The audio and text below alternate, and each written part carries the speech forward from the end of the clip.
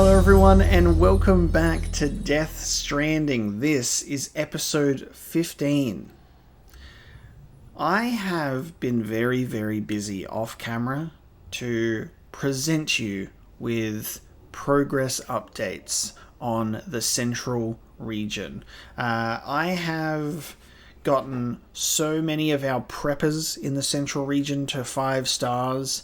It has taken hours. Fun hours, though. Fun-filled hours. I have willingly done so, and I am addicted to doing so, that I have felt myself slowly change inside, almost as if I have become a mule.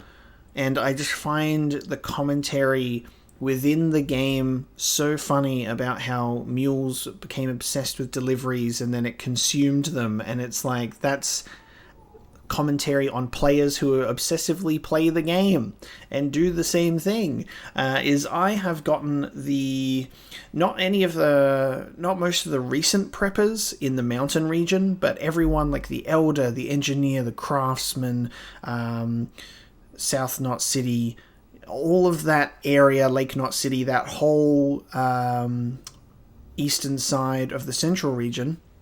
I've gotten everyone to 5 stars.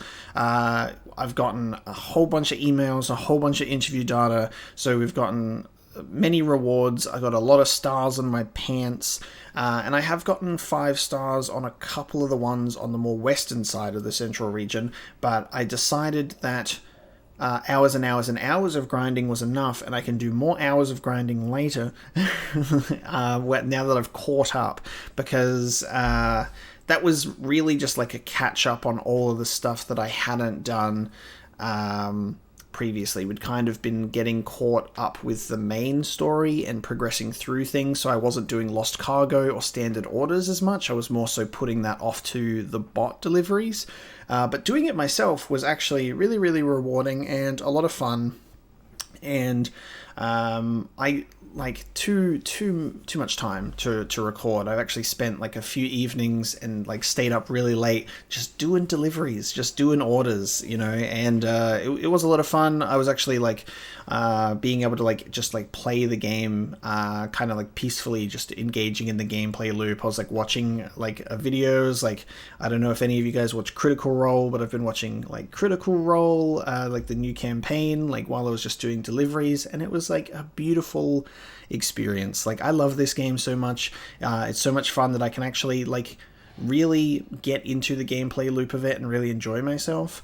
I am going to really reap the benefits at the moment of getting those 5 stars on all of those preppers, because we got, like I said, a lot of emails, a lot of interview data, and doing all of that journey and delivering. I also got a lot of memory chips as well, and I haven't touched any of them yet. So what we are going to do is, this is going to be a long period of me reading all of the things that I've obtained. So I'm going to put the timestamp right here if you don't care about that, and you can skip to when we leave the private room and get into whatever lies ahead and what lies next, because I think we've been instructed to take an order at the Mountain Knot City terminal. So I'm going to read through the emails, the interviews that we've got, and then once I leave the private room, I am going to then insert all of those memory chips and read over those things that we've obtained. So it is going to be a reading introduction to this episode. So like I said, skip ahead if you do not care about that, and we'll get into the playthrough. I hope you do listen along with me. I hope I'm not wasting my breath, but I'm really interested myself personally, so I want to read this stuff and I want to share my thoughts and feelings, if I have any, with you. So either strap in for a lot of Death Stranding narrated by yours truly, or feel free to head on into the section where we leave the private room. So I've got 20 emails. I've got 20 pieces of data, which is interviews and memory chips. So I've got a bunch of stuff at the moment. So let me just go over those. So because they're all unidentified, so it doesn't matter yet. But there's a bunch there. that I'll just mark off. So we have 6 interviews and 20 pieces of mail to read. So we're going to do the mail first. So it's going to be a lot of communication from the preppers that we have forged our relationships with. As you can see, all of those lovely stars are looking very nice and full. I haven't completed the Mountaineer because, like I said, mountain region I haven't given as much attention to. I got the photographer to 5 stars. The doctor is like this far away from 5 stars. There's also another one which is the dude all the way up the top. Something North, probably. Philip North, I think his name is. Who's also just a little bit. This one here, the medical device engineer. Oh no, hang on, that's the doctor. Never mind. There's one of these guys that is just so close. So I've got a couple that are almost 5 stars, and then some that are more in like the 3 to 4 star region that I will probably look at completing soon as well. So, without further ado, let's start reading through these emails. The medical device engineer. The terminal only works because of the network. Thank you again for not only delivering that terminal of mine, but providing a network connection for it to function. Otherwise, it would have been no better than a box of circuits and solenoids. The network has made a difference in other ways as well. It's that much harder now for city doctors to ignore the sick out here for a start. Their manner, that out of sight, out of mind attitude towards the suffering beyond their walls drove my husband crazy and was one of the reasons we moved in the first place. Without even a modicum of compassion or consideration, they demand people come into town to see them. And when those poor folks inevitably couldn't make the trip, corpse disposal ended up with more bodies to burn. I couldn't help but be moved by his passion for his profession. Didn't think twice about joining him or marrying him. I thought a great deal about what kinds of benefits the chiral network might bring, which led me to devise a terminal as a means of treating patients remotely. As he may have told you, we only have the one for now, but if it continues to perform well, we can find the means to mass produce them. We could help a whole lot of people, but only if the network is there to provide support. So keep expanding it. It'll help in more ways than you can imagine. Then we'll jump into the photographer's mother, following in her father's footsteps. This is the one that pops up next to the photographer and then just doesn't have any voiced dialogue whatsoever. She just stands there and goes, "Yes, I'm here too. Dear Sam, you've done more for my family than you can ever know. It is a tremendous comfort to know that my husband didn't die in vain, especially since it seems his work was so important. My daughter has her heart set on doing even more though. She says she's going to investigate further. Proud as I am though, the thought of putting herself in danger yet again is sad emoji. Well, let's just say I'm a little conflicted, but I expect a man like you would call that being selfish. Forgive me. The last thing you need is me burdening you with my worries. You be more careful out there, you hear?" There you go. The novelist's son. America just ties people down. Sam, I'd like to tell you about my father. Before the Death Stranding, he was a famous writer, and he was always on the move. I'm not just talking about America either. He went all over the world. He didn't like staying in one place for long. As soon as he got bored, he'd pick up his canteen, made from a gourd of course, and start wandering again. When I was a kid, he'd tell me all sorts of tales about his travels and the lands that lay beyond the oceans. He even told me about people going to the moon. Kind of ironic that I'd end up shut away in a shelter after all that, isn't it? This won't last forever though. Us humans will find a way to live outside our shelters one day. I'm sure of it. When that day comes, though, the last thing we need is to be tied down to some idea of America. That's why you won't see me joining any UCA. Sorry, Sam, but that's just the way it is. What's really funny about this is I got him past 2 stars and he said, you know what, fucking sign me up. So this email is outdated. He has already joined the UCA. Eat your words, son. You've joined the good fight. I saw space in a gourd. Mr. Sam Bridges, can I tell you a story about something that happened recently? I was preparing dinner when all of a sudden my beloved gourds popped into my head and I just had to go take a look.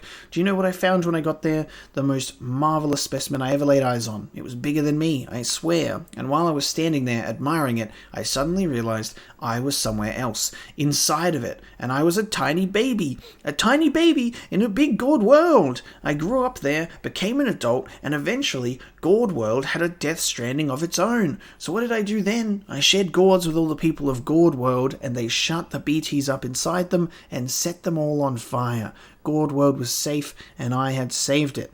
But just as I was basking in the glory of it all, I woke up to find myself back in the kitchen and the pot boiling over, while I'd been living a whole other life in Gord World. Only a few minutes had passed in this one. Sure, you could call it a daydream, but to me, it couldn't have been more real. Has anything like that ever happened to you? Do you know what's very, very interesting about this? Is that could have actually happened to him. Let's say if there was a supercell, if there was a chiral storm that was near him that picked up, and he in a flash was taken to a beach, and the beach was Gord World, and then there was a whole Death Stranding of its own in there, and then he woke up and it felt like a dream. And then he's like, has anything like that ever happened to you? I have a feeling that's what that email's about. And the photographer once again. Weird stuff in Dad's old photos. Listen, Sam, there's something I thought you should know. So the data you brought me from the Mountaineer used to belong to my father. I decided to stop taking trips outside because it stressed my mum out too much, so I started going through his old stuff instead. Turns out some of those pictures are pretty interesting and pretty weird. There are a lot of pictures in the Mountain Knot City area, for example, from before the tar showed up and started spreading, and there's something really strange in some of the shots, some kind of object, I guess? Something glowing. I'd be lying if I said I didn't want to take a look for myself, but I couldn't do that to my mum. I guess you could check it out, though, if you're ever in the area. So that's definitely about a memory chip. I don't know if that's one I've already picked up, or whether that was one that's now just been revealed somewhere. We'll see. The Doctor. The chiral network might push us further apart. The medical terminal has proven to be fit for our purposes. If we could supply one to every prepper shelter out there, our ability to treat the sick and injured would be drastically improved. The problem is, I am the only one who knows how to operate it at present. We need to develop it further, and perhaps teach AIs how to address patient needs in place of a human. It seems there are no concerns about devices becoming sentient, so AI can be safely utilized to create what one might call the ideal Doctor. But I've been wondering, is that really in our best interests? Once people are free to live hundreds of miles apart from one another in civilization, what incentive will they have to meet, interact, and socialize? The chiral network brings people together and provides safety and convenience, but could it also, in time, isolate us? I do not wish to disparage you or your tireless efforts to make everyone part of a greater whole, but I suppose what I'm saying is that simply forging connections is not enough, and that we have a responsibility to ensure that the world we are building with this network will truly be better than the one we have now. It falls to all of us to make sure your hard work is worth it in the end. Which is true. The Wandering MC, my all-American cosplay convention dreams coming true. Well, Sam, I never thought this day would come, but it looks like we're going to host an all-American cosplay convention. All credit to you, of course. Well, you and the Chiral Network. Anyway, we're all pretty busy preparing for it right now, but I just wanted to drop you a line and tell you something you might like. More and more porters are getting into cosplay and transforming themselves into you, Sam. I don't mean they're wearing the same clothes as you either. They're adopting your voice, your mannerisms, everything. Honestly, I actually thought it was you for the first few times, but there's no way even the man who delivers could work so quickly. I've got to say, people are getting so good at cosplay, it's scary. But what an honor for you, huh? You should be so proud of yourself, Sam. And that's when we find out that every single porter actually looks exactly the same as Sam Bridges, and it's all this weird multiverse of Sam Porter Bridges just being like this delivery expert. The Mountain Guide. We've picked a name for the child that they had, because this is the wife of the Mountaineer. Dear Sam, I thought I should let you know that our son is in good health, which is a relief, because I was so nervous about giving birth with just the two of us here, but the doc gave me great advice, and in the end, I felt like he was here in the room with us. I also wanted to say that if you hadn't shown up when you did, this baby of ours might not be here. I might not be here. The doc was a huge help, of course. There's no denying we owe so much to the generosity of so many people.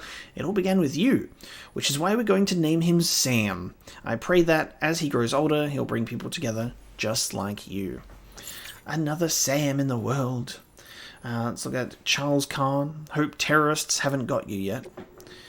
Thanks again, Sam. We're always so stoked to see you drop by. How many times is that now? Can't help worrying you'll run in with our neighborhood assholes one of these days, though. You know what makes me sick? The more shit Higgs pulls, the more of his brand of madness seems to spread. It was just mules at first, but these days, average porters are getting caught in his orbit. I don't need to tell you about Fragile Express and all that, right?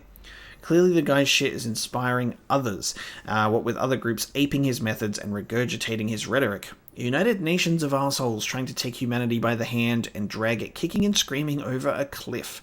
Ugh, I'm sure you've heard this like a zillion times, but you're our only hope, Sam. Don't let that bastard beat you. The Craftsman. Porter's coming through again. Hey Sam, remember that porter I told you about? He came round again. Been by my old place, the one in the ruins, you know?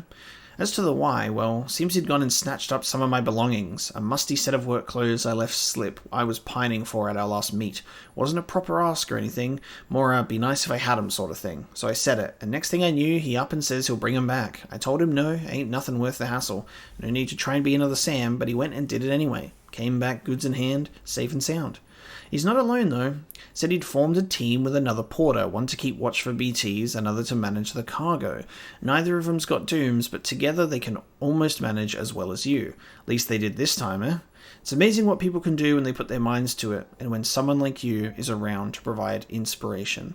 Do you know what would actually be so cool with an email like this is co-op deliveries. You could go to a terminal and there could be a section for co-op delivery orders, and you select the order, your friends select the order as well, and you get put in a lobby together where you just get taken to a new instance, and the whole point of that is cooperate with each other to plot your journey from point A to point B, and throw BT zones in there, have combat scenarios against terrorists, and have similar to the premium delivery, you can make challenges, and you can work together and do this cooperative delivery to get higher ranks and stuff, and get cool rewards for that. That would be really cool to do cooperative deliveries. I just think there's something there that would actually really play on the cooperative element of Death Stranding in a big way, you know. The Elder. Y'all could learn from Fragile Express. I remember the Stranding like it was yesterday. Craters all over, intercity comms cutting out, distribution network shot to hell. Wasn't no local boys to help a feller out no more, let alone feds. Nope, it was every man for himself. Every man who didn't work for no private courier outfit, that is. Them ones took it upon themselves to keep on delivering the goods folks needed to survive, in spite of the cost and without hope or expectation of reward.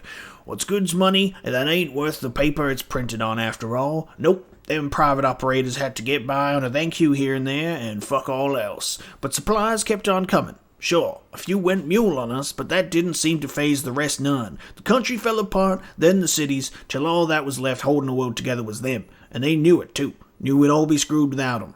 But they didn't hold it over us. They just kept moving things best they could. For us independents out here and the huddled masses of the cities. Fragile Express and all them others, we owe them a hell of a lot.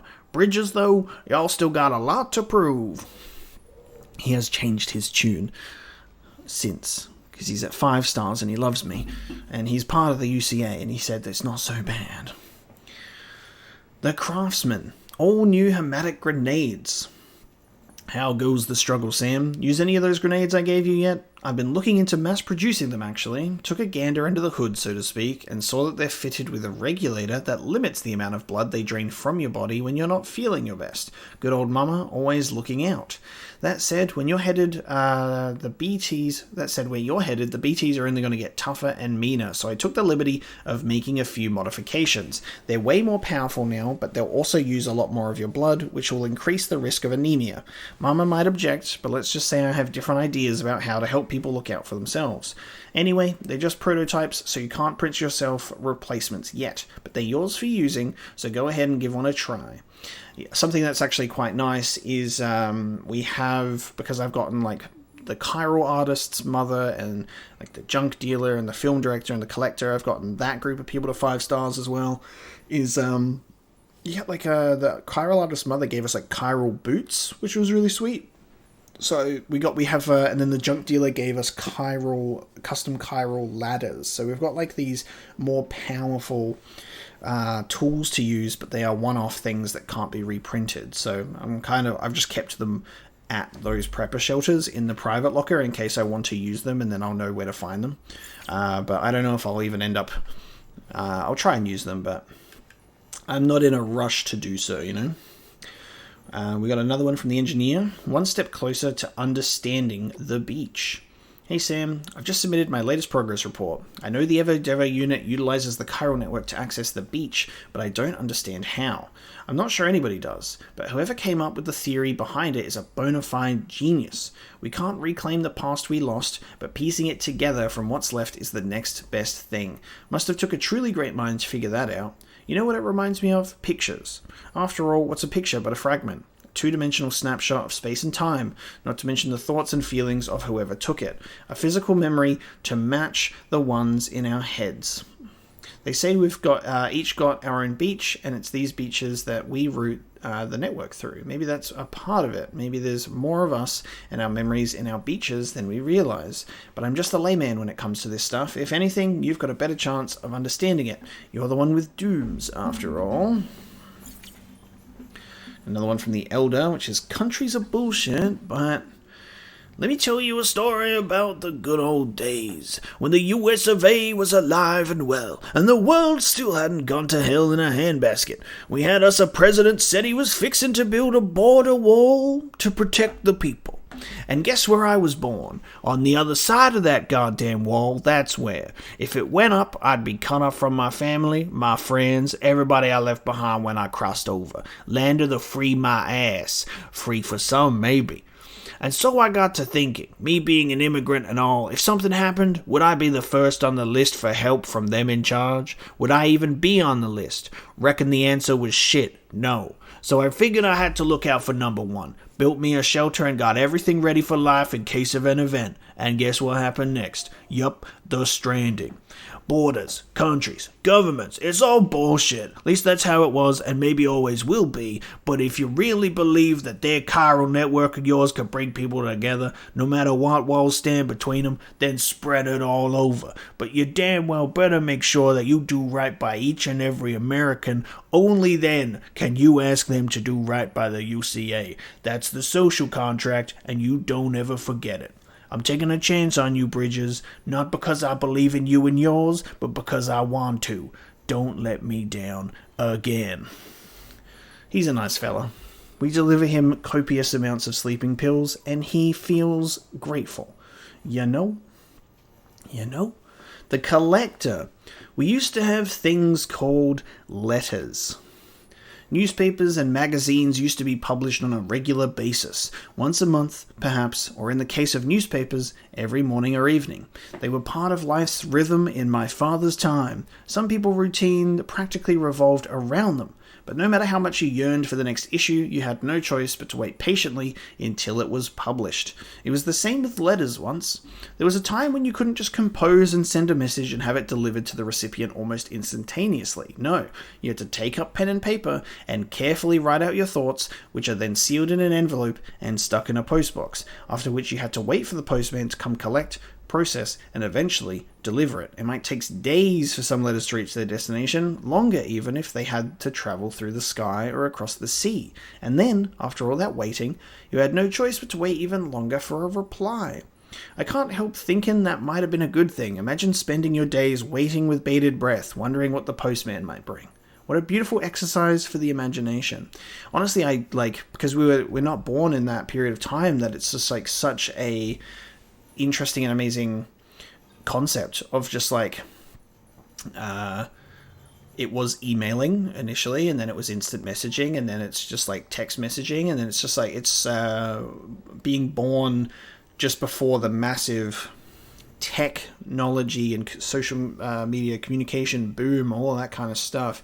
Like people that have been raised in an iPhone generation and like iPad babies, people who are raised like that, like it's crazy the difference on how the world and how technology is viewed. I remember being fascinated as a child when I went to a museum and they had the touchscreens to pick and choose certain points of information or whatever, and I was going like, holy crap, like this is a screen that I can touch, and that's going to be crazy if that ever ends up becoming a phone one day. You know what I mean? Now people are just like, yes, stupid Game Boy Color, why doesn't it work when I touch the screen? You know, it's the disconnect between how our generations in a technological boom is wild. It's crazy. It is filled with back in my day mentality. You know, the junk dealer. How's my ladder working out for you? I'm sorry, bud, I haven't used it yet. Same with the chiral artist mother asking about the chiral boots. Haven't used them yet. Hey Sam, you'll find a use for that ladder I gave you. I built it with my own 2 hands, you know, so it's one of a kind, not some run-of-the-mill gadget. For one thing, and you've probably noticed this already, it's coated with chiral crystals. Little trick I picked up from my better half, as you might have guessed. Downside is that the coating renders it unprintable. Not that you'll ever have to fabricate a replacement, of course. We're talking super lightweight and timefall resistant to boot. It's the last ladder you'll ever need, unless you lose it. You haven't, right? Anyway, let me know what you think. Okay, feedback is always welcome. Nice. What do you think of the chiral boots? Dear Sam, thank you for everything you've done for us. I've been wondering, how are those chiral boots of yours holding up? My daughter's the one who made them, in case you didn't know. I'm not too sure how they work myself. Something about a chiralium coating, making them extra durable. I'd be worried about chiral contamination myself, to tell the truth, so I wouldn't blame you if you didn't wear them and you just held onto them as a keepsake. Having said that, if I know anything about you, Sam, you're going to want to try them out at least once. You strike me as someone who values the practical over the ornamental. My daughter made several pairs like that, you know. She's really quite something, isn't she? Anyway, if you do decide to take them for a spin, let me know how they treat you. Lovely. Alex Weatherstone at the weather station. Anything left outside America? Sam, thanks again. You've done a great deal to keep things ticking here at the weather station, which we appreciate. And the chiral network, it's incredible. If you can continue to expand coverage with your Cupid, it won't be long before we'll have real-time tracking of meteorological phenomena all over the continent. We still won't have much of an idea of what's going on elsewhere, but there's not a whole lot we can do about that. And while I may be chasing rainbows, I still hope we can get a view from above the clouds one day. It's crazy. No one really knows what happened to the rest of the world, even now. Maybe the Stranding destroyed everything except America. Maybe we're the only ones shrouded in clouds and chiral matter and the rest of the world is carrying on without us. Or maybe the whole damned universe got wiped out and we're all that's left, floating in space. Alright, that last one's just me being a pessimistic ass, but if the point stands, we need to know what's out there. To do that, we need you to bring the whole continent into the network. You're our best hope, Sam. Our only hope, in fact. What's really wild about this is that like when an apocalyptic event or something like that will actually occur or does happen, and communication is cut off, internet's gone, electricity's out, like you lose connection with anything. You're like, what is happening on the other side of the world? You go right back into the dark ages of not knowing what the hell's going on the other side of the world. It's crazy. The Timefall Farmer, slaves to the wheat no more. Dear Sam, we had a little spat the other day. As you might expect, it was over the whole issue of our becoming slaves to the wheat and losing sight of why we came here in the first place. Sure, we started out looking into the whole plant life and timefall problem and how we might turn craters green again, but somewhere along the line we got caught up in the success of our experiments with grain cultivation and our original purpose fell by the wayside. But is that really so bad? Thanks to the work we've done, we have bread and plenty of it. Timefall porter by the barrel load too. Everyone has benefited, you included, I'm sure. And now that we've got the danged place up and running, we can't very well leave it to go to seed now, can we? This isn't about wheat anymore, it's about people. We're not slaves, Sam. No more than you are. And then our final email, which is from Langdon. I went to the beach. Sam, until you showed up with that blood, I was as good as dead. I remember lying on a gurney, a buddy calling my name. I heard him, even though I must have been unconscious. And then I was looking down at myself. Nobody seemed to notice me, and then there was this light and came down from the ceiling. It was bright, so bright, I had to close my eyes, and I could feel it, pulling me in. As I floated up towards it, I heard waves breaking on the shore, and when I opened them, I was by the sea, alone. I couldn't tell how long I was there for. It felt like it was years, but it also felt like I had only just arrived. And then I heard a voice, so I chased after it. Chased it beneath the waves. All of a sudden, something's got my leg and is pulling hard. The next thing I know, I'm awake, and my buddy's yelling, "He's alive! He's alive!" I'd been to the beach and back, but what would have happened if I'd stayed? Interesting. Lovely. That's the emails all done. Now, something that I need to remember is we do have 3 recovery requests to do. I need to do 2 cyberpunk ones. So I need to get my ass to the distro center north of Mountain Knot City for one, and then the other one is an order waiting for us at Mountain Knot, where we're currently at, and then I need to also pick up this order at Mountain Knot City. So 2 at Mountain Knot, and then another one at the distro center north of it. So I'll keep that in mind to do this episode. Now let's read the interviews that I picked up as well. So we got 6 of those, and then we can get into the next part of the game. So from Heartman, King Midas and the Chiral Crystals 2.5 years ago. Rumors have been circulating regarding a man who calls himself King Midas. Unlike his namesake from Greek mythology, however, this gentleman does not turn all that he touches to gold. Instead, he claims to wield the power to create chiral crystals at will. I think it might be King Midas then, not Midas. King Midas, potentially. I think I've read or heard that name in Greek mythology before, and it might be Midas. The story suggests that he gained this power as a result of experiments involving organisms which possessed a similar ability. I am of course aware of the existence of microbes that can melt and condense gold, in effect extracting it from ore deposits, but this is the first I have heard of any organism that can do something similar with chiralium. These organisms are apparently akin to cryptobiotes, as well as the coral that is found in the seam, in that they exist outside of time. If this man truly managed to harvest such organisms, then it is an extraordinary achievement which could lead to untold possibilities, veritable bioalchemy even. Much like this mythical counterpart, however, King Midas is said to have paid a heavy price for his power. Instead, his body has turned into a mass of particles, a side effect of crystallizing all the chiralium which he came into contact. It is said that the only evidence of his existence are 2 golden handprints he left behind.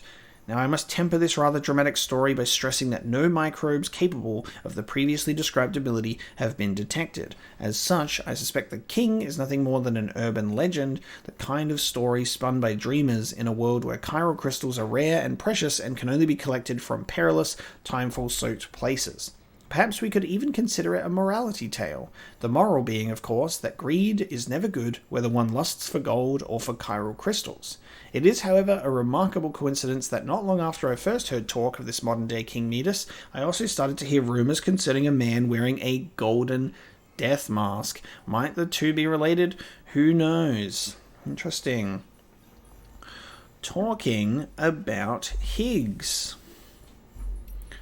Evolution, Death Stranding, and the fear of dying.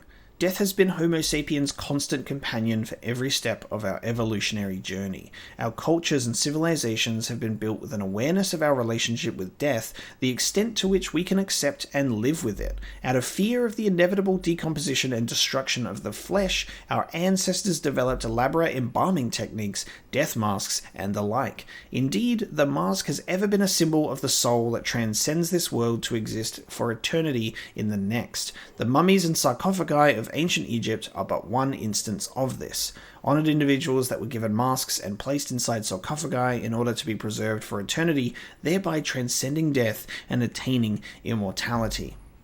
Paintings and photographs are no different, really. They are simply more modern variants of the Egyptians' masks and sarcophagi. Indeed, all of humanity's crowning achievements, art, language, writing, are arguably a reaction to death and an expression of our desire to overcome it. They are great feats born from fear, and one might even go as far as to say that it was the primal fear of death that drove the evolution of our ancestors into Homo sapiens in the first place. In fact, I would go further still. I would posit that it was this fear that brought about the Death Stranding itself. It has certainly seemed more and more plausible of late. We just want to be remembered. That's why we keep creating stuff that will last the test of time or last longer than our own lives, is because we want to be remembered, you know? We want to be remembered. Fragile's father and Fragile Express. My father came up with the name Fragile Express before I was born. The US was Swiss cheese back then. All the void outs had left craters as far as the eye could see. People were losing their minds looking for a way out.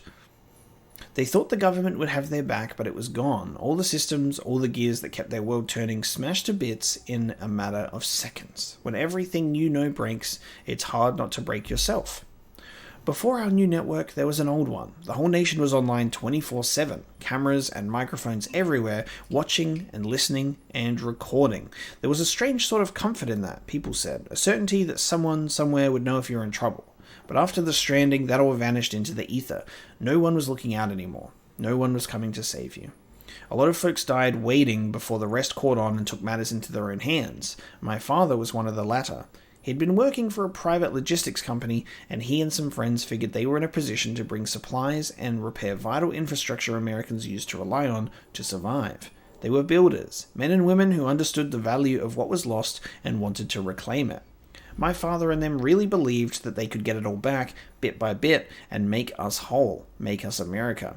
It was a precious, fragile dream, like so much back then, but if they nurtured it, if they stayed true, he knew it could all be ours again. People, ideas, connections, all so fragile. The USA was nothing more than a network of people and the connections between them. No wonder it broke apart so easily. But everything that worth something is fragile. That's why I was given this name. My father's not with us anymore, but the bond between us remains, fragile though it is. 3 more interviews. We got some preppers. The America of the Past from The Elder. I'm not going to do my old man voice for this one. I've done a lot of talking. Oh boy. You want to hear about America? Well, you asked for it. But if you're looking for some rose-tinted bullshit, you've come to the wrong place. I was an immigrant, you see. Nothing special about that. Whole country was built by immigrants. Right off the bat, I could see it wasn't quite the land of the free I'd been led to believe. But for a while there, it wasn't so bad. Even bought into the American dream for a minute. I mean, hell, they let a black guy and a woman take a shot at the presidency, you know? Didn't last, though. Somewhere along the line, people became so damned intolerant. All of a sudden, there wasn't any room for other opinions or other people, for that matter. We even elected a guy right before the Death Stranding that wanted to build a wall along the whole border, stop anyone like me from coming in. Once that talk started up, I reckoned that was it. How could I expect a goddamn thing from a country that didn't want me? How could I hope to get by in land where the weak and needy got fucked over for profit and peace of mind? So yeah, I figured holding up in a shelter was the way to go. Didn't know how bad things would get, no one did, but I tell you, if it hadn't been for that single decision, I wouldn't be here talking to you right now. Just goes to show you that you're the only person anyone can rely on. Just goes to show that the only person anybody can rely on is his own damn self. UCA, give me a break. You're just pushing the same old bullshit, repackaged for a brave new world. The Elder does have something to say again about prepper shelters. Back before the Stranding, there were all kinds of companies selling all kinds of shelters. Hurricane-proof, earthquake-proof, disease-proof, war-proof, terror-proof. Probably had a recession-proof model for all I know. Any way you could picture it all going to hell, they had a shelter for it. And the guys building them? Military types, astronautical engineers, amateur enthusiasts. Everybody and his uncle was out to make a buck. But if you wanted something that'd actually last, you had yourself 3 solid choices. First, there's your American Survival Shelters units. They were a global military hardware supplier, used to build big government bunkers, nuclear shelters, all that. They started selling to the general consumer right before the Stranding. Damn good timing, huh? Anyway, those babies were the creme de la creme. Next up, you had your Millennium Preppers. They made it big right after a string of terror attacks. Started out selling bank vaults and reinforced containers and the like. Wasn't hard for them to break into the shelter game, and they knew how to build them tough. And then there's your domestic guys, World Safety Housing. All about affordability they were, cheap and cheerful. Well, as cheerful as anyone could be after the Stranding. Still, they did a lot of good for a lot of folks after things went to shit. Now we have one more interview. Other, Fragile's umbrella and suit from a Fragile Express staffer. You think that thing Fragile carries is an umbrella? I can see why you jumped to that conclusion, with the shape and all, but you're wrong. If it's any consolation, I thought it was an umbrella too at first. It's actually some kind of navigational device that Fragile came up with herself. I won't pretend to understand the theory behind it, but I'm told it factors chiral density across beaches and plots coordinates for her jumps. Fragile's got some kind of dooms that let her move from beach to beach. The way she tells it, she kind of clears her mind and lets her powers do the rest. Maybe it's something similar with the spikes on her suit. When Fragile senses chiralium concentrations, they pop out. I'm not sure if she'd be able to tell otherwise. It's like an unconscious reaction. The spikes only retract when chiral density decreases. But who knows? Names and theories are just ways of coping with things we don't really understand. Same with visual indications of the intangible, maybe. All I can say is Fragile's umbrella and spikes seem to help her hone her powers. And that was a wonderful insight into the world of our preppers in the form of a lot of emails and interviews. So we do have that data all complete now, which is lovely. So what we can now do is I'm going to, after that, catch my breath after all of that talking. The task has been done. We caught up on all of my data. We're going to leave the private room, hand over the memory chips, do the whole Mountain Knot City thing. I'll just take a quick moment to take a breather, and then we'll get into the gameplay. Alright. After that has been completed, we now have to do what is essentially a ritual in the Death Stranding playthrough. And now's the perfect time to do it. You know, after a very long period of time of, talking and expending energy, what better way to restore your stamina than with Bridges energy drink, Timefall Porter on the table, or Monster energy drink. And as I wait for Norman Reedus to sit up so I can select the table, I'll select the table. Sometimes he just needs to take some time. And we're going to have him drink the Timefall Porter. We're going to drink the Monster Energy drink. We've got stamina to get into. There we go. Time to refresh that stamina.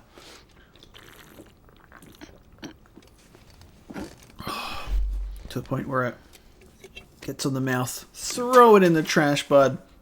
Because you've got one more to ingest. Because he no longer gets drunk. He just decides to shake up the can and pour it into our face. Because he says, no more. No more. Drink responsibly. One more, Sam.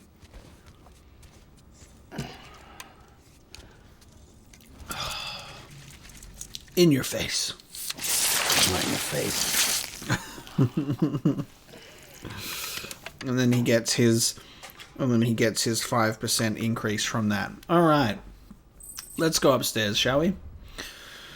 Time to leave the private room.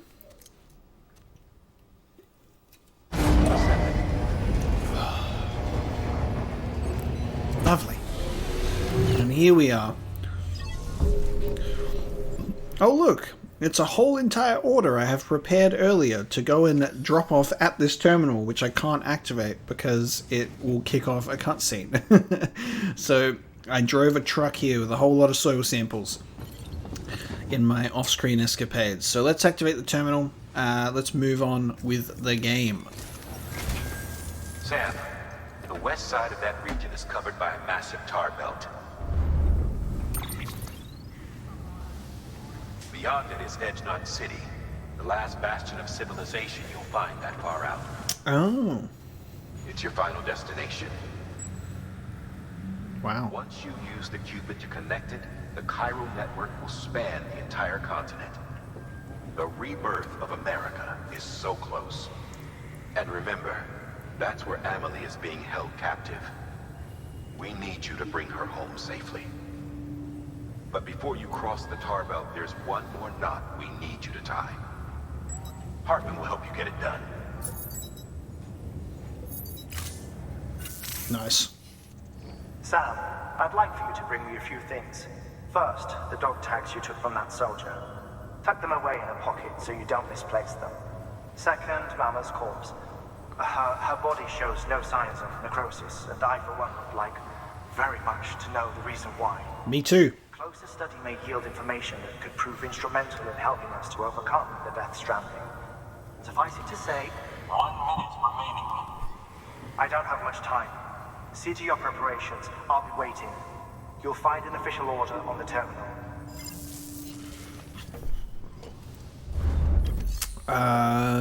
Mama's body shows no signs of necrosis. I was literally like, hey, why the hell ain't we taking this body to an incinerator straight away?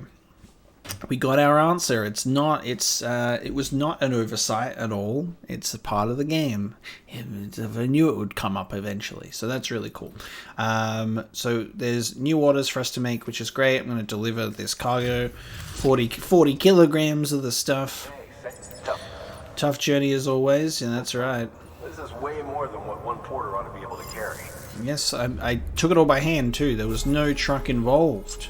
No truck at all. I did that as a premium delivery too, baby, because we've been grinding those premium deliveries too.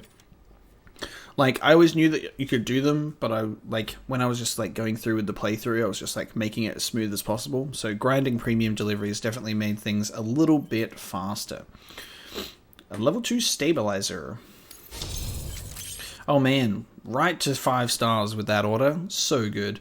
Another thing that I should probably mention is we got a lot of equipment stuff. We got, like when you get all those preppers to like level 5, they're all like super excited to be like, well, here's like a cover for your backpack, and here's your power skeletons level 3, and here's everything. So we do actually have some equipment upgrades as well, just like with this stabilizer that is now level 3, which goes on our backpack. It helps like keep us level.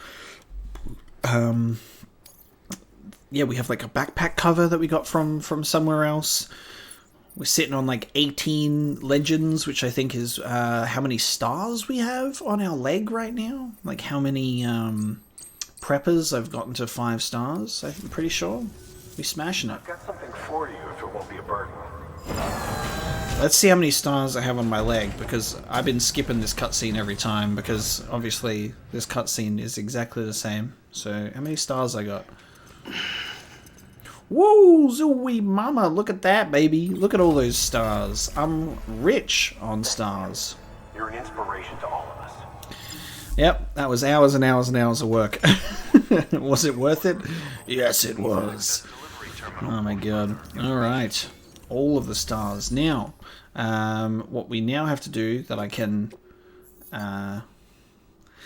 access this terminal is deliver 14 memory chips will be recovered. Proceed with donating 14 of them, and then I'm going to have people come out to me 14 times and go, wow, thank you. Well, thanks. You did me a real favor there. Well, would you look at this? Thank you so much, Sam. You're a saint, Sam. Thank you. I am Agog. Agog. You have my heartfelt gratitude. You don't know how long I've wanted this. Thank you. When you just fucking cycle through all of them. Memory chip data restored. Thank you for your... You just hand over 14 chips in one go. We're now going to check over, naturally, the description of these memory chips, and then I'm going to read the 2 emails that I got, which should not take as long as reading through the previous bunch of information. So let's have a look. We got another frame arms. The Mingwu was a variation of the heavily armored frame arms mechanoid known as the Genbu. Project Re-Sphere was originally conceived as a means of creating a bright new future for mankind, but it was sadly never able to achieve this noble goal. The AI of a lunar plant went haywire and launched an all-out assault against humanity, though whose only hope was to adapt to the frame architecture robot skeleton for combat. Thus was a technology designed to bring peace and prosperity tragically repurposed as a weapon of war. And that's literally just a Gundam. Kodo Bakia Luden's girl model. Ooh, an anime girl Luden's model. great. Who knew there was a girl version of the Ludens figurine? Not even the most Ludens crazy preppers have managed to get their hands on one of these. It's a reimagining of Ludens as a human female character, much in the style of Kotobukiya's Frame Arms Girl series, apparently caused a real stir when it was unveiled at Wonder Festival 2019 in Japan. Its design is based on a concept by the legendary Yoji Shinkawa. I mean, it's not a bad figure. It looks pretty cool. Prime 1 Studio 1/2 scale Ludens statue, that would be so cool. When legendary video game creator, when you put in your own video game, when legendary video game creator Hideo Kojima wanted to commission a statue of Ludens, symbol and mascot of Kojima Productions, he went straight to the master craftsman at Prime 1 Studio, who created this jaw-dropping masterpiece. The character of Ludens is based on the theories of Dutch thinker Johan Huizinga and the idea of Homo Ludens, or the man who plays. Let all keep playing so that humanity can evolve. Prime 1 Studio does some insane stuff. I've seen a couple of statues recently. I don't personally collect statues myself. I prefer figures because I like to pose them and like move them around a bit. Statues break easy, they're very fragile, and they're very static. So like unless they're in a really cool pose or automatically, statues are fun, but I like figures for sure. But Prime 1 Studios make insane Berserk statues, and they in Australian dollars cost like $1,500 to $2,000. They're a lot.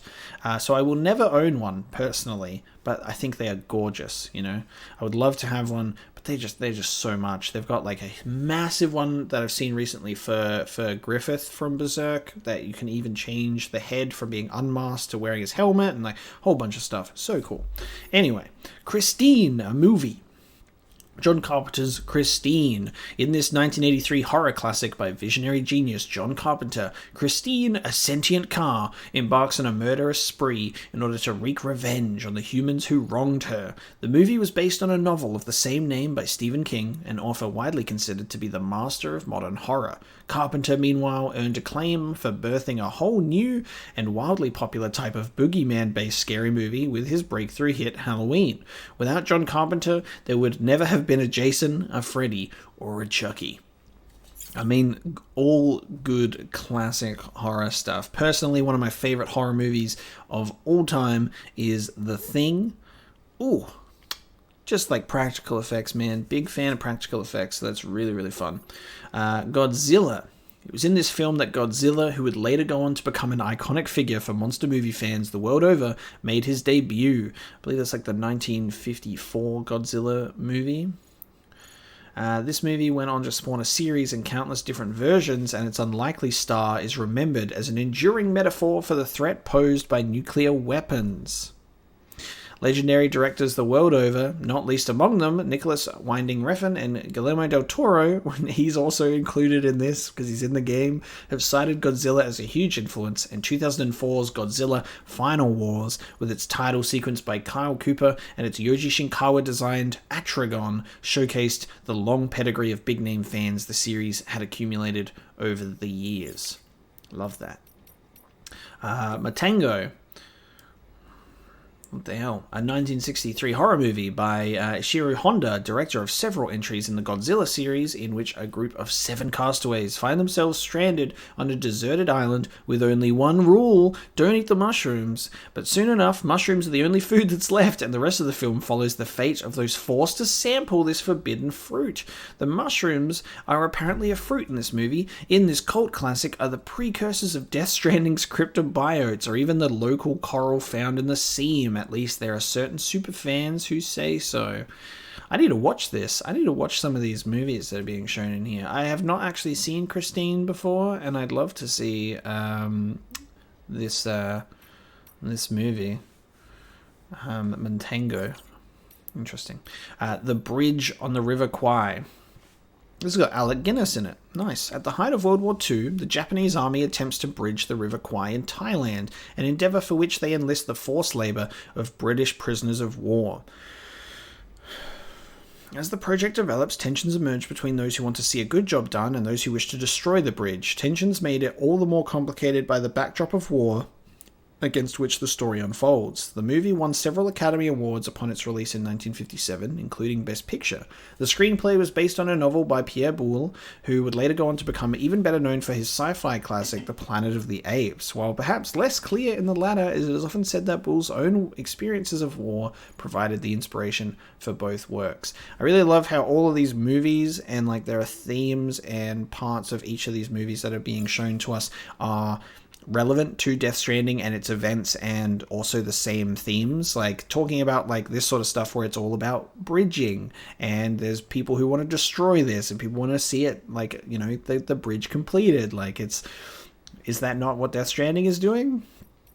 And we got some more fragile stuff, which I accidentally just went over a couple of them, but I can see what they are: the wine glass and pottery and the coffee cup. Some more fragile items, leaving aside the bronze cups of the ancient world or the stainless steel beakers of the modern age. Cups in general, ceramic cups at least, are fragile things. Coffee houses found popularity in mid-17th century England, giving birth to a thriving coffee culture, but by the mid-18th century, it was tea that was in the ascendancy. It was for this reason that when England's colonies chose to rebel in response to their master's oppressive policies, they threw crates of tea into the sea at Boston, thereby helping to spark the American Revolution. But let us return to the humble cups in which tea and coffee come. They are easily broken, and as such constitute a difficult load for any porter. I really do love Kojima's way of educating people on things. Sometimes it's very funny. It's like sometimes it just feels like I'm just looking at Wikipedia articles and the descriptions of fragile items, motorcycles, album covers, movies. Like, it's this is the memory chips is like Kojima's Wikipedia.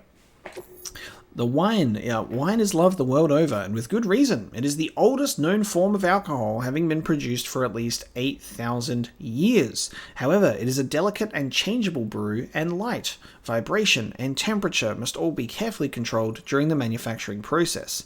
The rewards for such care and attention are more than worth it, of course. A fine vintage is like nothing else in the world. Those in the know believe that to truly enjoy such a wine, the thinnest, lightest possible glass is best. But to deliver such glasses is a challenge that in itself requires care and fine control, a true test of the porter's art. Incidentally, research is currently underway into how the beach might be used as a means of preserving fine wines. That's so strange but cool. And we've got some pottery. Pottery is made by digging clay from the ground and hardening it at high temperature, but while the resulting material may be hard, it is also fragile and will break at the slightest drop or knock. Charles Darwin was the grandson of the founder of England's greatest pottery dynasty, the Wedgwoods, and it was his uncle, Josiah Wedgwood II, who insisted that his nephew join the HMS Beagle on its legendary voyage in order to further his scientific investigations. Had that not happened, the theory of evolution may never have come into being. History is full of such fragile connections, a thought worth bearing in mind when carrying out the delicate task of delivering pottery. I love how he manages to just throw these thoughts at you while also being like, oh yeah, so this is about pottery, but what if the theory of evolution never happened because of this?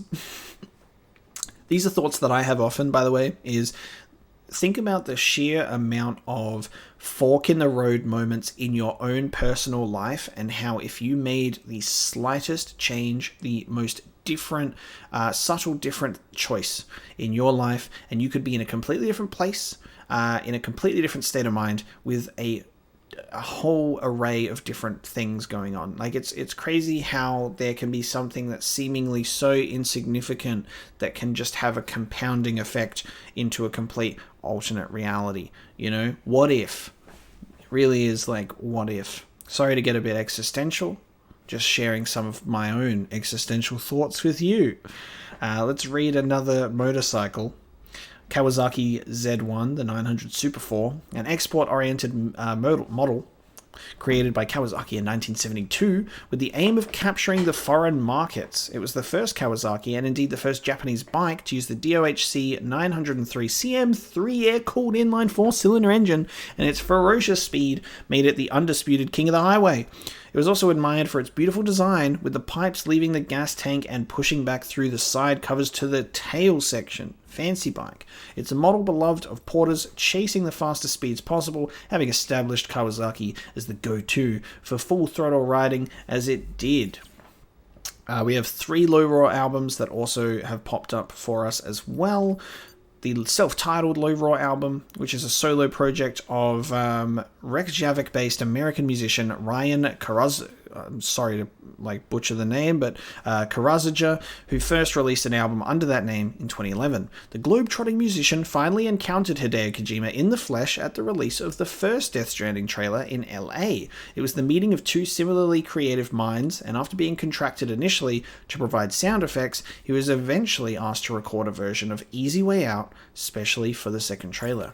Very cool. Zero. This was Low Roar's second album, and the record which Hideo Kojima picked up on a visit to Iceland when the band first came to his attention. His driver at the time, a member of the band known as Iceland's Joy Division, took him to a record store where Low Roar was playing in the background. Right from the moment Mr. Kojima first heard the band, he wanted to use their music in one of his games, and Death Stranding proved the perfect opportunity to do so. It's classic Hideo Kojima. Find someone you like, then create something together with them. Hey Kojima, do you like me? Let's create something together. Let's create Metal Gear Solid 6. I've got ideas. Let's talk. Let's make it happen. Low Roar's third album, released in 2017, for which Mr. Kojima provided the following endorsement. It's simple, it's acoustic, it's electronic, it's melodious, it's nostalgic but completely new, and more than anything else, it's beautiful. Zero, the previous album, was an amazing piece of work, but this is where Zero becomes infinity. As of this moment, Low Roar can no longer be considered indie music. And nostalgic but completely new also perfectly sums up the spirit of Death Stranding.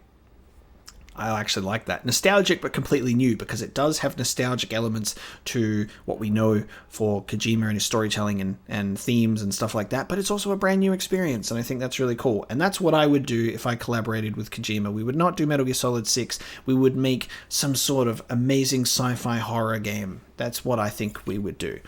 A sci-fi horror game. 100%. Is this not already a sci-fi horror game? Perhaps, but maybe it would be a little more horror with sci-fi elements. Who knows, you know?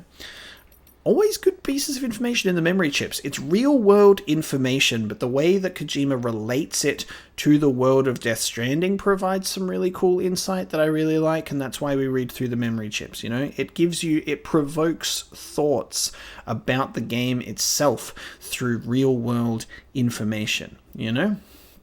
Alex Weatherstone, watch out for the chiral spikes. Things are looking up, Sam. We're now getting temperature, humidity, wind speed, and air pressure readings, along with chiral density data over a huge area and in real time to boot. And we're able to analyze all that data and provide an incredibly accurate forecast of what's going to happen next. Most importantly, we can carefully track chiral density in regions where BTs are predisposed to appear, which allows us to predict when and where timefall is likely to occur. But you know what's strange? We've been getting some odd readings lately. Massive chiral spikes, but outside these BT zones. We also heard that Higgs managed to, I guess you'd say, summon a BT or two in Port Knot City, and that you're attacked by them? Damn. If our assumptions were mistaken, and BTs can pop up anywhere if Higgs or someone like him makes it happen, then all the hard work we put into developing our timefall forecasts might have been for nothing. Not much point predicting the rain when the end of the world is on the horizon. And then the engineer. Yours is a true calling. I think I mentioned it before, but I was born in this shelter. Grew up here. My parents are long gone now, but they taught me everything I knew about engineering, taught me real good. My dad used to say that making tools wasn't mindless labor, but right and proper work. Not a job, but a calling. Those who answer the call empower others to create, and in doing so, leave their mark on the world. If you just want to get by, go ahead and do whatever. That's what he said to most people in cities did, most other preppers for that matter. But if you want to live with purpose, if you want a legacy, you find yourself a calling. I think you've done just that. I mean, carrying stuff from place to place is one thing, but forging connections, rebuilding a nation, that's not a calling. If that's not a calling, I don't know what is. You and me, we get it. What we're doing really matters. All the more reason we'd better stay sharp. And my vocal cords getting such an exercise today, we can wrap up the reading segment for now.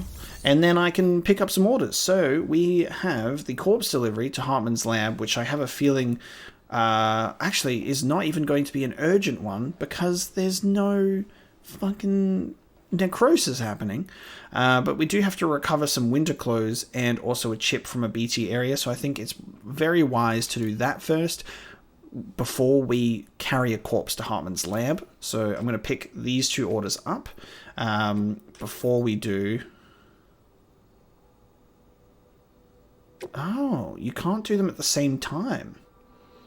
You can't recover the winter clothes and the chip from the BT area. How strange. Why not? That's weird, don't you think? Why can't you do that at the same time?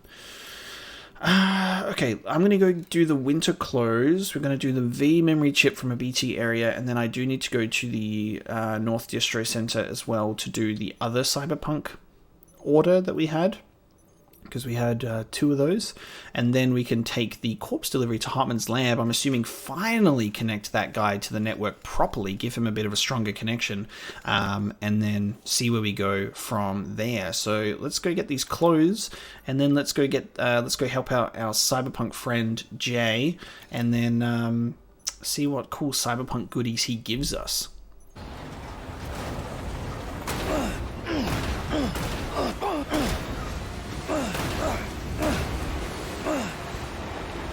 The beautiful sounds of Sam Porter Bridges grunting. And I actually needed to be up there. Alright, hold on. We got this.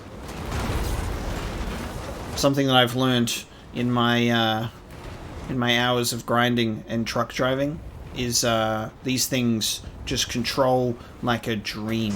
You know, they're beautiful. They always respond to the direction you actually want to go in. You know, you turn right and it goes, no, sorry, you actually meant left, and then you want to randomly jump out of nowhere, and then you want to get stuck on a rock, and then you actually need to restart the game because you've got 1,000 kilograms of stuff in this truck, and the truck is now stuck on a small tiny rock, and you know, it's just a really great time controlling these trucks. Very, very entertaining, but it looks nice with the tire marks that it makes in the snow. That's really cool. I mean, positives, right? Seeing positives. Right, here we go. So a very gentle approach. Let's turn right. Oh, it's turning right. It is turning right. There you go. Wow. There you go. Just takes a little bit of time. That's good. There's our winter clothes. Now, we'll hop out of this truck now. There we go. Lovely. Let's climb up these rocks. Let's have a look. Alright, good. Let's see. Let's just slowly walk along the mountain top side. There we go. Ah, wonderful. Give me that. And then we're going to head back to the truck, so we'll go back the way that we came. We don't need to use any of those online ladders or ropes, I don't think. Nice. That's what we got the all-terrain skeleton pants for, baby! For the winter clothes. And, I'm sliding down the side of my vehicle.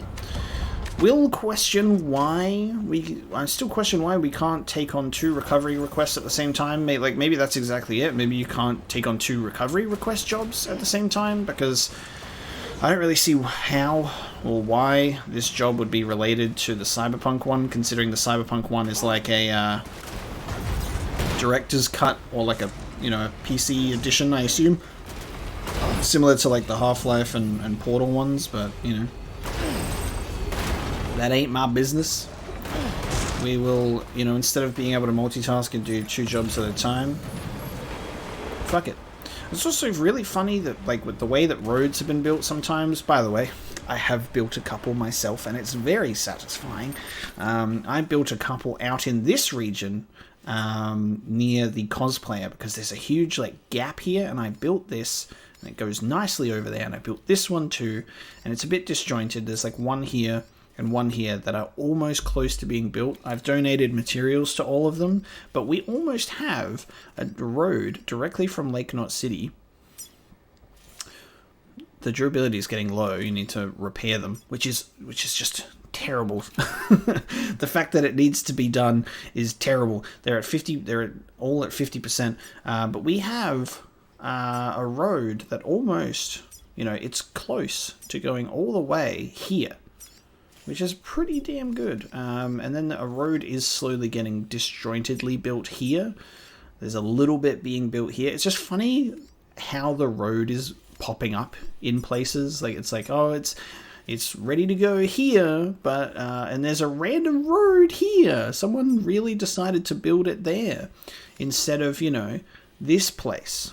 It's just interesting where the road decides to pop up. I'm assuming it's different for different people, is they might have a road built somewhere where I don't. I guess it depends on, like, you know, how online world works. Is it'll most likely be like there'll be a shared instance depending on maybe like people who play the game around your location or like something like that. But it's very interesting, to say the least, to see where roads pop up and like where, I mean, structures and stuff in general really tends to pop up. I think is very interesting.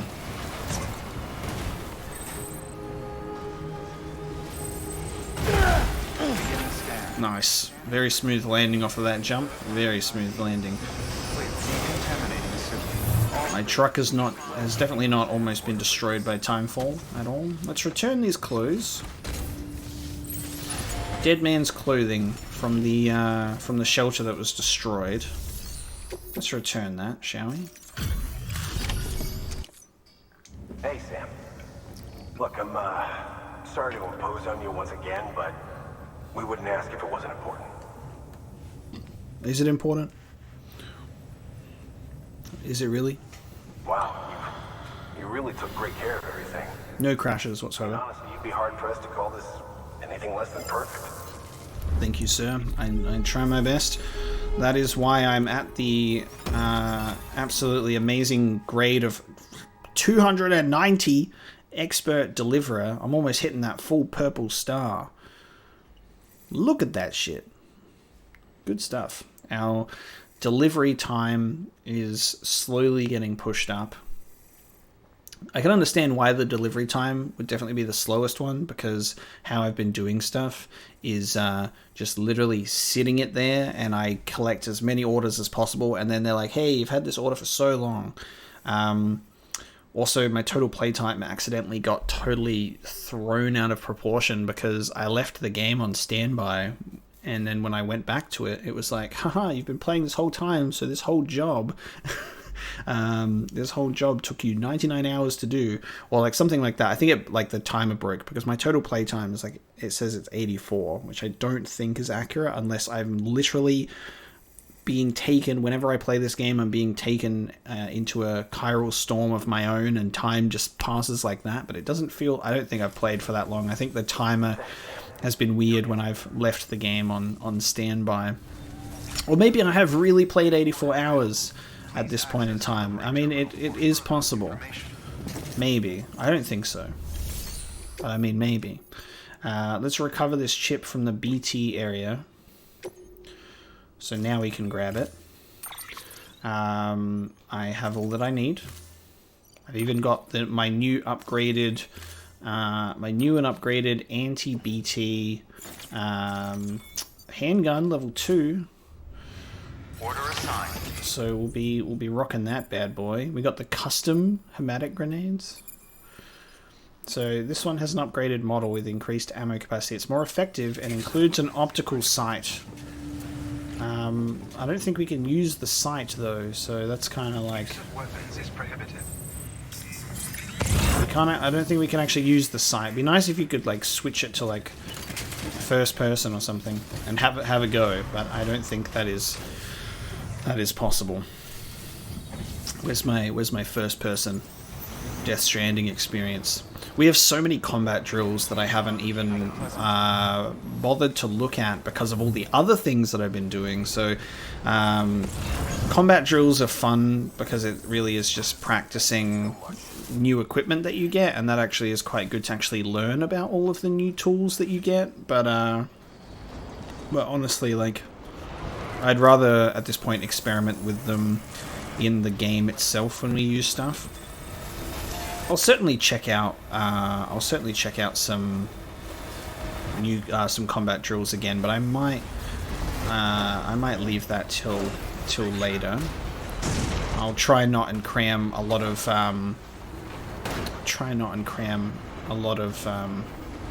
the mundane in one episode. For those of you that have already witnessed the beginning of the episode, where it was an hour of reciting dialogue and emails. You're the real ones. Because it shows that you care about the lore in this world to that extent. And you're a madman like me. Like how I listened to every single cassette tape in Metal Gear Solid 5 and every single briefing file in Metal Gear Solid Peace Walker. Every single one. Even going as far as having dedicated episodes in Peace Walker literally to just the just listening to the briefing files was pretty insane. Which direction are we in the area? I'm in the area, so I just need to scan and then find it. And we'll find that chip. Now apparently it's a BT area. Oh, there it is, it's up there. There you go. Apparently it's a BT area. Let's hike from here. Let's get out of this car. Okay.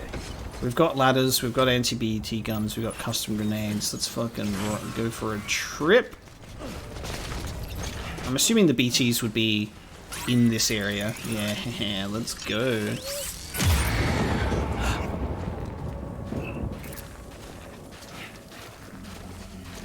Not a good idea to ride a truck through a BT area unless you really want to get risky. There's another custom hermetic grenade on the bench. Let's try it out. I haven't used it before, so this is my first time using it. Do you reckon I can ping the baby from here, the little baby BT? So it's a small target. Got it. Ooh, it's got like a little chiral crystal glitter. That's cool. Hey, look, there's my ladder.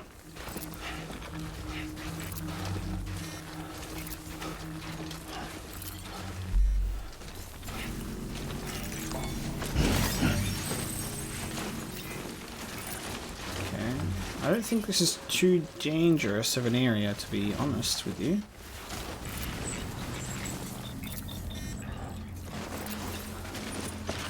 The BT area with all like the ruined structures on the way to the Mountaineer, though, that's a dangerous area. This is pretty chill. Here we go.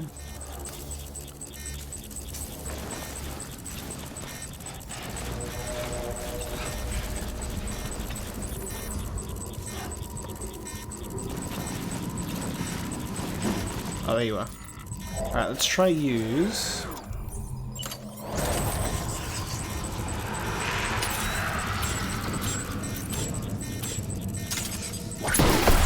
Probably did not need to use one that was that powerful with that much blood, but hey, that's what it's all about, right? Want to make sure you get that kill with that beautiful rainbow.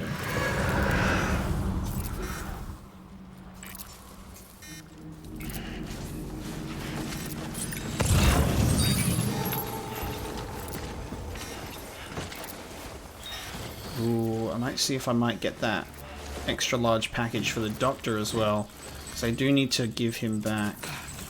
I just need to push him over the edge to get 5 stars from him.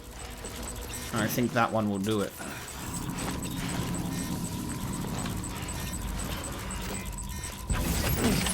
Got the chip, baby. Now, doctor package is over there. Ah, it's actually pretty far away. Yeah, I'll do that later. Let's get out of here. I'll get my preppers nice and satisfied at a later date. Alright, I think this pathway's clear.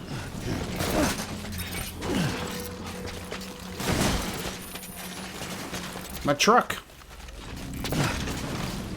My truck's almost ruined. That's what you get for leaving a trike in the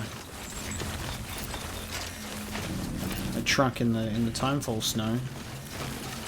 We got our chip. How's it doing? Oh, it's looking gorgeous. It's a beautiful looking truck. There we go. Out of that BT area. Wonderful.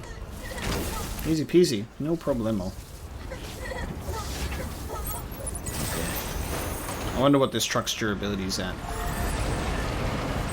Do you know what I loved about Metal Gear Solid 5? I think it was specifically in Ground Zeroes more, where you would do something and it would give you like a stat, like furthest enemy, like furthest distance that you've like killed an enemy or shot an enemy, longest distance driven on 2 wheels, like really interesting things like that. Every time I've been riding this truck and I go on like 2 wheels and I'm like on it for ages, I'm like, man, I like wish this game had something like that as well, like statistics for your travels or your, you know, what you actually do. When it's just like the longest time you've spent in a truck, or like again on the 2 wheels, or like stuff like that. I don't know if there is something like that. Maybe there is. I just haven't seen it. But in the way that I'm talking about how it pops up in Metal Gear Solid 5 Ground Zeroes specifically, is very cool. Recovery chip. Deliver the chip to Mountain Knot City. Hey, Sam. Welcome back.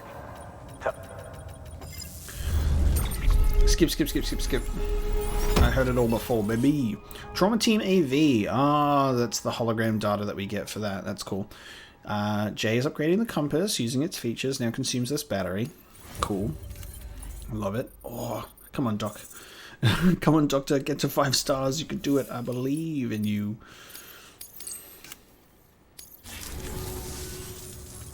It won't do it on a bot delivery, that's for sure. Alright. Mail received from Jay. One day we'll soar through the skies like the Eagles once did. Let's do a read, and then I do need to go to the distro center so we can get the next chip for Jay before we'll go to Hartman's lab. No, I don't know what he's even saying there. Is it saying no mames? No mames? No mimi, Sam. No such thing as impossible job for you, is there? Speaking of impossibilities, guess flight's off the table because of the chiral clouds you got floating around everywhere. Well, shit. Last chip you brought in had the design for a Trauma Team AV.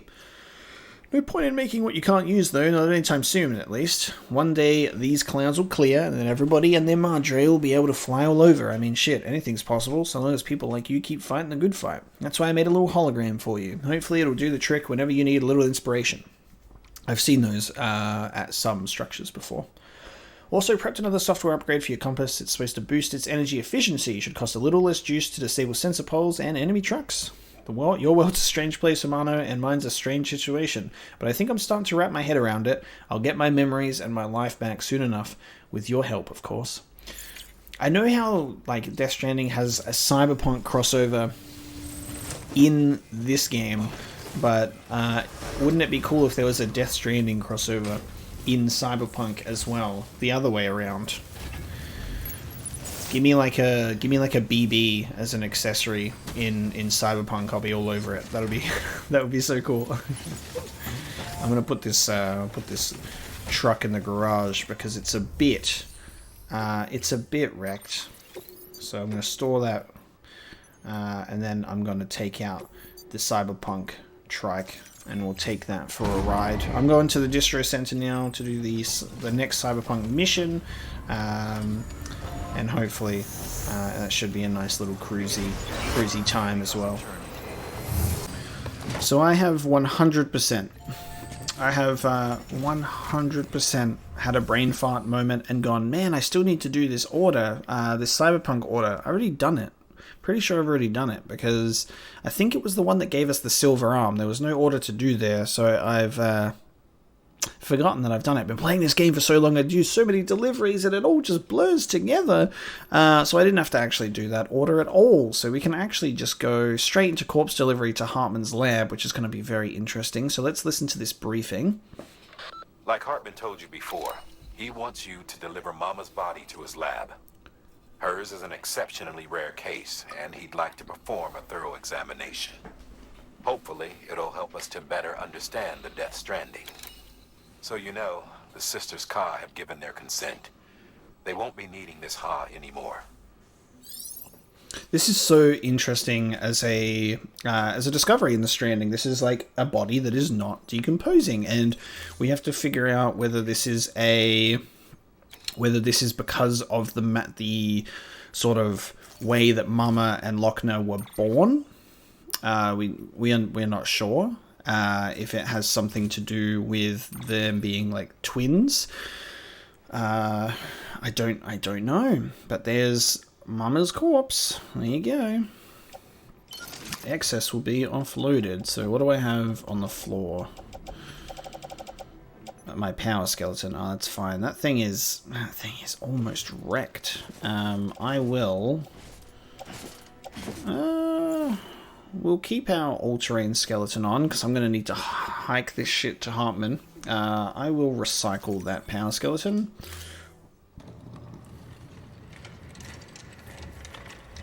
Oh wow, here we go.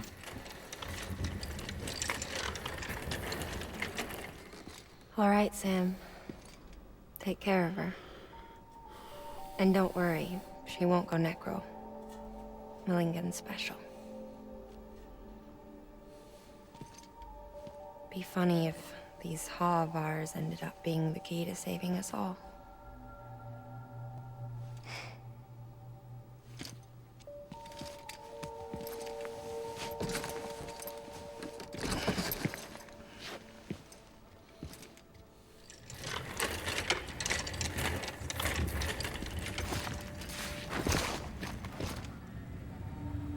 That was quick.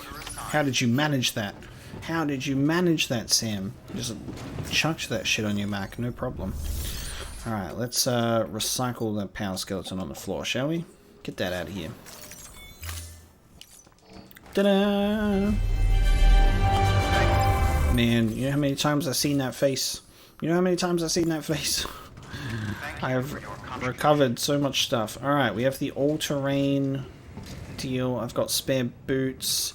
I have anti-BT and anti-personnel stuff. I got ladders, I got PCCs, I got this. Good, that's always good to know. I got a whole bunch of stuff. We're set. Alright, let's go on a hike. Oh, shit. I'm gonna take the bike as far as I can go, but Hartman's lab requires delicate footwork. It requires delicate footwork, so let me grab this. This should be on an episode of Ride with Norman Reedus. Fuck yeah. It's interesting the things that are considered canon in the Death Stranding universe. Norman Reedus is canon in Death Stranding. It basically is pretty much set in the real world, but just in a future timeline. I have gone some really bizarre ways to get to Hartman's lab sometimes. This was definitely a very interesting journey to get there. I don't know if it's the best way to get there, but hey, Weapons restrictions lifted. that's all part of the journey. Let's try and see how we can make this work. We can potentially make a stop in at the doctor. I don't know how much of this shit that I can pick up though with a body. I might not be able to pick it up. Like I can load it onto the trike, but it would require, yeah. No, I can't pick stuff up while I got Mama on my back. We don't have to worry about that because it'll be too much hassle for me to like load stuff onto the trike and to fiddle with everything. So let's get here.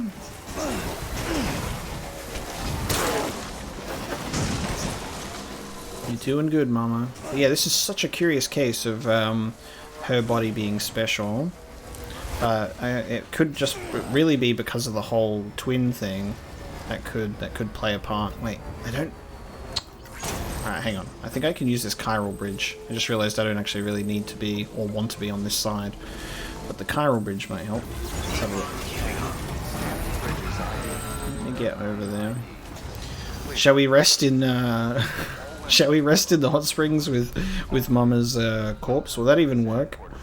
Will it work? What happens if we, I'm assuming not. There's no way, right? I'm not sitting in here with a package. No, I'm not. Okay. It's not gonna do that to me. It's just off screen. Okay, let's get out of here. The Hidden Valley Digestive Bath. Let's get out of here.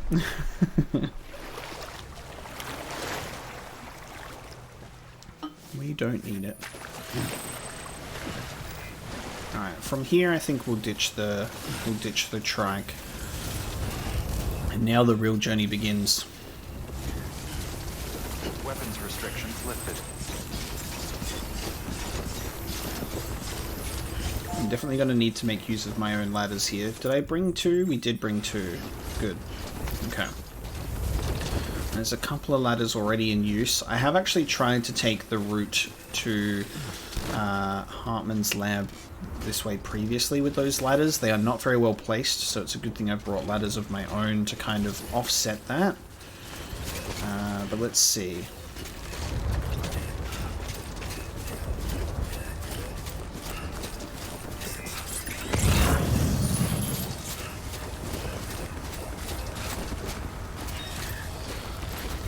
Because there's a ladder and then there's another ladder, but like how I can tell these online ladders have been positioned is very much focused on getting down from there and not getting up to there, you know what I mean?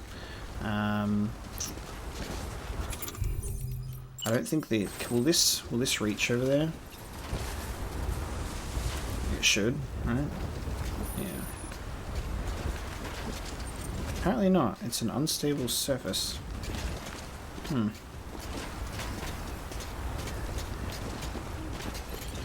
Hmm.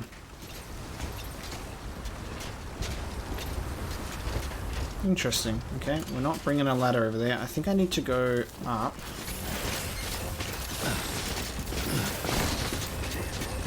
Which, if we do go up here, we'll end up coming across my own ropes that I've planted. Maybe I should have put on my power gloves for this instead of the... we do have the gravity gloves on. I think power gloves might have been good with my all-terrain skeleton.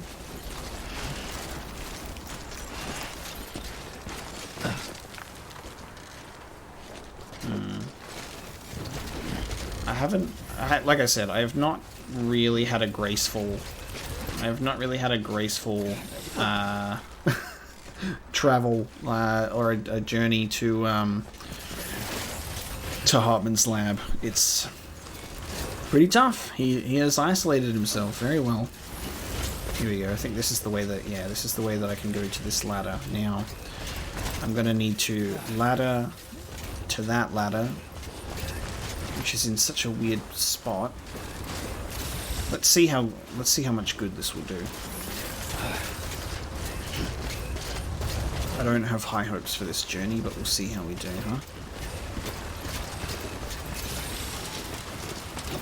Now, obviously, as you can see, the ladder stops there, so it's definitely focused on only using that ladder to get down, not up. But I should be able to... I think I'll only be able to use a ladder to get to that ladder. I'm trying to see if I can use it to just get... Yeah, I don't think I'm going to be able to make it up. I'm going to have to use the ladder just to get up there. And then if it doesn't work, we can always collapse it.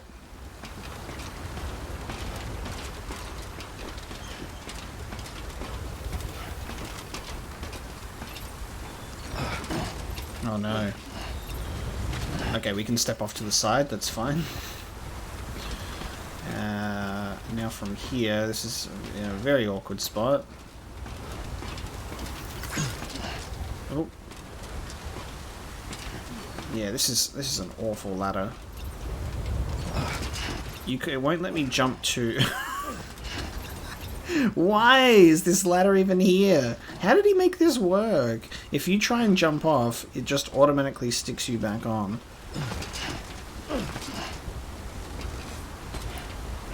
This is a terrible ladder. How did he even use this?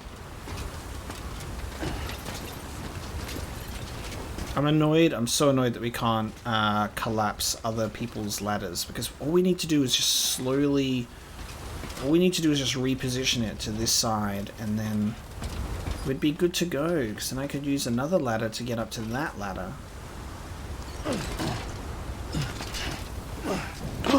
Nice, okay, it eventually worked. Good. That just was awful. As you can see, this is not a good way to get to Hartman's lab, but we're making it work. Now we can put another ladder here to get up there. After all of this, it's probably going to be terrible. But it won't matter once we finally connect Hartman to the chiral network. And then it should open up... No! It should open up some pathways, opportunities for us. Oh no, this is going to be... See how this pathway was really only designed to go down, not to go up? I was really hoping that might have been a good... I've got the all-terrain. Yes! Yes! Exactly, Sam. Exactly. Perfect. However, where are we now? Maybe I should have packed more ladders. How did this dude even put these ladders here? I'm really trying to figure out that dude's journey. Cause what the fuck? From here we're screwed because, dude, we're not even close. Fuck, man, we should have brought more ladders. My footwear.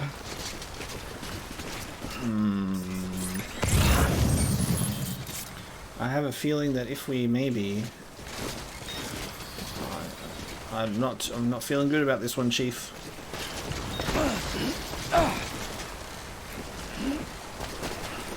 Because now we're...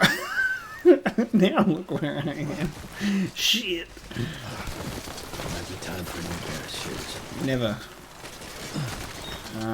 Yeah, there's no way. There's no way. We've been led astray. I need more ladders.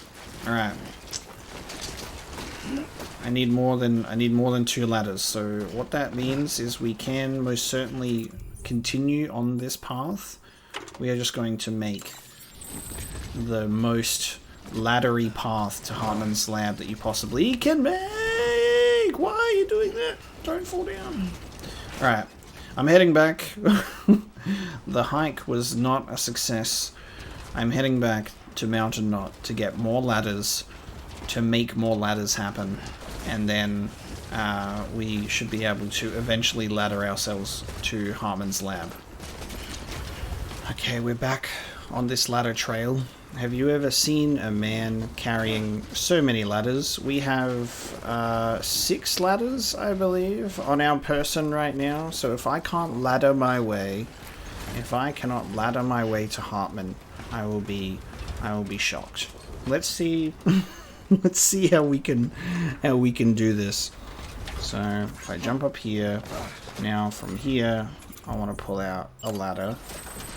And I think I should be able to get a nice little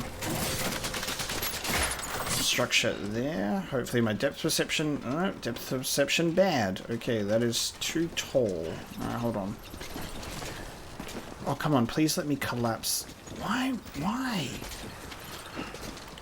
Why is it so specific of when you can dismantle or collapse a ladder? It's really strange. Like, sometimes it'll let you collapse... Sometimes it'll let you collapse a ladder. No problem. Okay, well, we have an issue. Because I don't think I'm going to be able to jump that gap. I mean, maybe. It's not. It's clever, though. It's not good. I don't feel good about that. And then we can put another one here. It's all part of the journey, my friend. I could collapse the ladder then. I think it must have to be on an angle. Like, you need to be right at the very beginning of it. Oh. Not good, this one. That's not... Okay, hold on.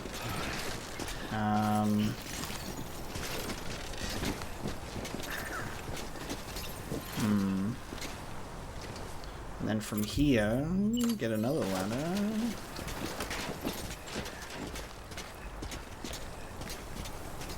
It's just I need to make sure that I can get up to the highest point in as little ladders as possible. You know? We're almost gonna be out of ladders soon. Do you reckon this angle is good enough to climb up? Oh, it doesn't. Oh, yep. It's not. Lou, it's okay. We're doing some dangerous hiking. It's okay. Exactly. This is fine. We're just doing some dangerous hiking. Everything's okay. Exactly, it's fine. Now... See, he's happy now.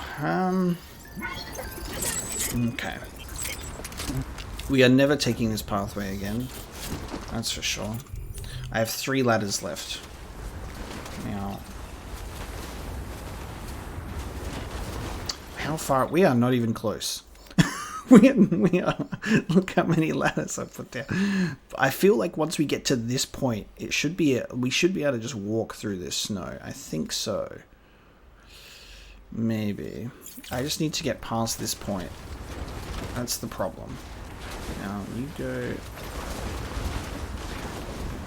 The problem is these ladders are not long enough, right? They need to be longer.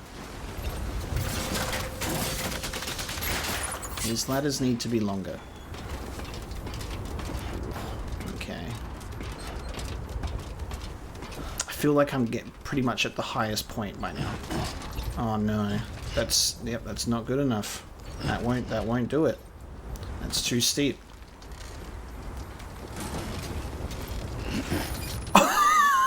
I knew that was gonna happen. Lou, it's fine. I'm not doing it. I'm not doing this. I'm sorry, Lou. I am sorry. That's okay. We want to do hard mode. This is a hard trek. I'm right at the bottom of this. I'm right at the bottom of this ladder, and it won't let me collapse it to try again. Like, please, sir, please. What's a man got to do around here to collapse a ladder, you know, without dismantling it? Is there no world in which I can just collapse this ladder? There isn't.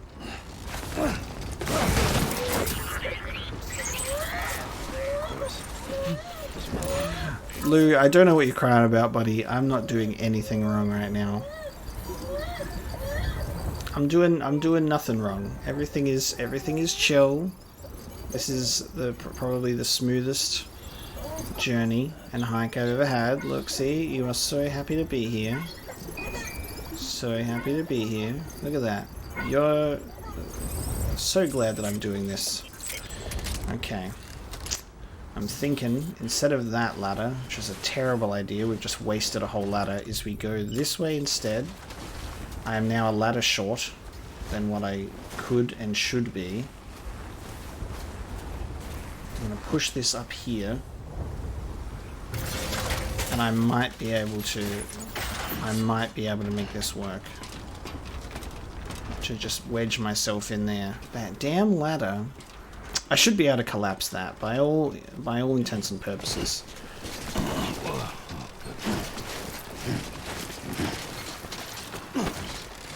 Okay.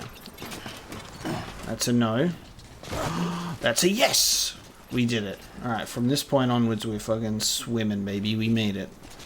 That's it. Now, do you want to ever make it back down that way? No.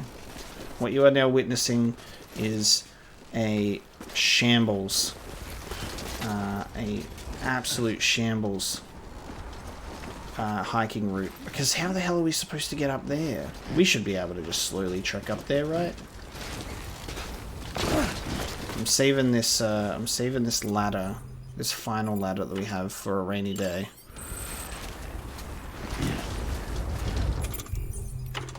Where are my boots? Oh shit, are both my boots bad? Hang on. I think both my boots are almost done. Shit. We do have sandalweed. I'm coming for you, Hartman. There's a ladder over that way. Maybe I should go that way. This feels like the worst option. But I've already committed. This is what the problem with this whole entire delivery is. I committed to a journey. I committed to a pathway, and I said, "This is it. This is the path that I am taking. If it works or if it doesn't work, I'm taking this pathway." I mean, it did work. We got over there in the end. I still have a ladder left over. I would not recommend this. I would not recommend this trip.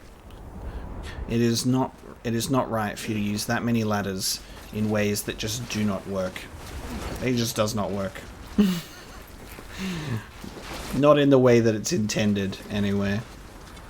I really thought that I had a full boot spare ready to go as well, but they're both almost out. These boots are about to give. And then we'll switch to my level 2 boots that are almost out, and then we'll switch to my sandalweed, and we'll make it to Hartman's lab. No, that's not gonna happen. No, Sam, it is going to happen. We're going to make it to Hartman's lab without incident. This would be fun to slide down here. Like, I feel like that's exactly what this slope is built for. See, we are now... Are we now above Hartman's lab? It doesn't even show up. Here we are. We are now quite high above Hartman's lab.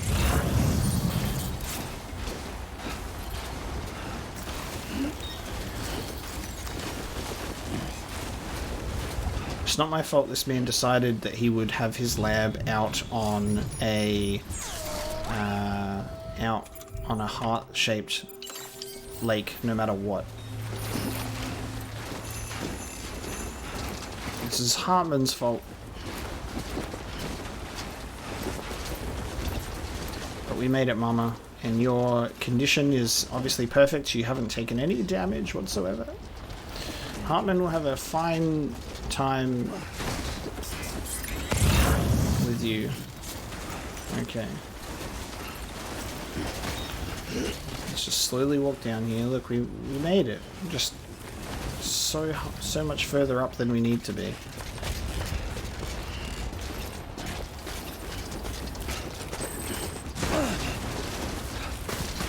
We'll just slowly make our way down here. I don't think I brought rope with me. We may as well use this ladder while we're here. We may as well use a ladder. So I'm gonna chuck it. I'm gonna chuck it right there. Beep.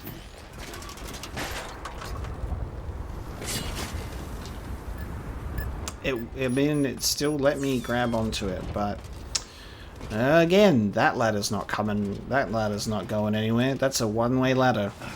That's a terrible ladder. Oh man,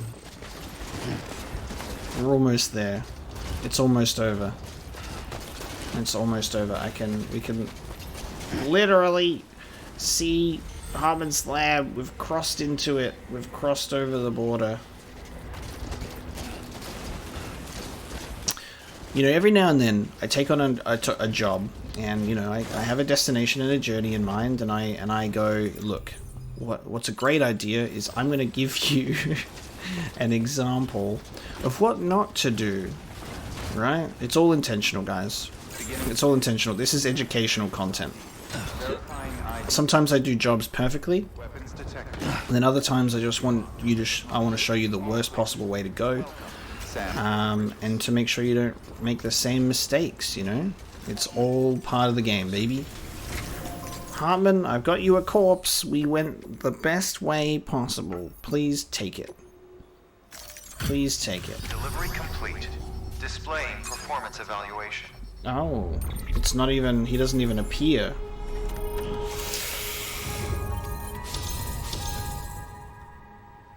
Yes. Not good. Not good. Request to join UCA. Registered. Awaiting Cupid connection. Interesting. I guess he wouldn't show up as a hologram because he's here in person, right? He actually do be here.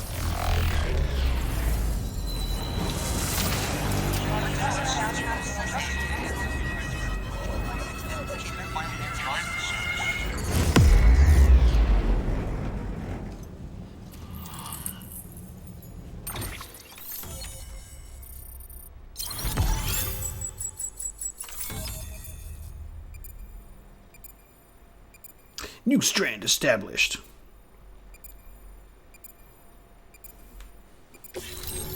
Hartman's lab has joined the UCA.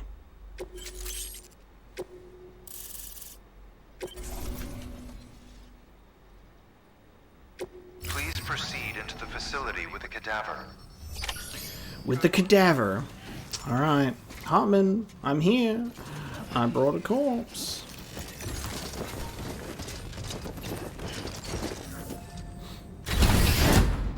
Let me in, baby.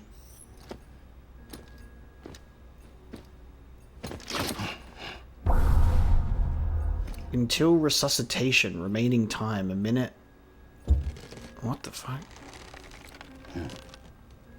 Oh, this makes sense, because it's like the Hartman thing, and he's got like the pacemaker on himself. That's what the 1 minute remaining thing was when he was talking to us on the hologram. It says behind me, until resuscitation, so I'm assuming, yeah, he will, I guess, get booted up by the pacemaker that he's got attached to himself. When it's playing, the music that's playing right now while he's literally like flatlined.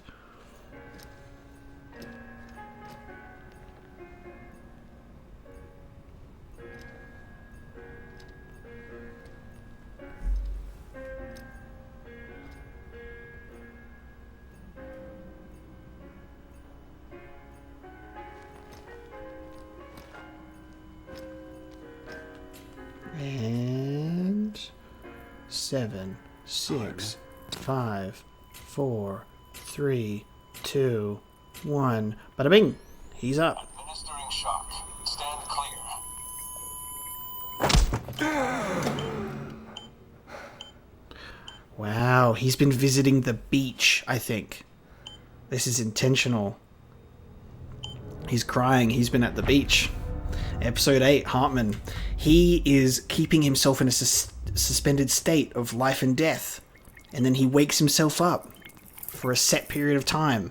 That's really cool. Well, you certainly caught me with my pants down. Glad you could make it, Sam. I'm sorry. I didn't mean to alarm you, but I am what I am. Ah, please, lay her down there. It said time until death, 21 minutes, so he's like, he'll go again in 21 minutes. Still no sign of them. You know your heart stops beating. It stops every 21 minutes. I spend 3 minutes on the beach, and then return. Wow. 60 deaths and 60 resurrections per day. 60 opportunities to search the beach for my departed family. Oh. This is how I live. This is my life. So, while you've traveled to and from the sea an impressive number of times, my beach count is a little higher. 218,549. Wow. What condition is your body in?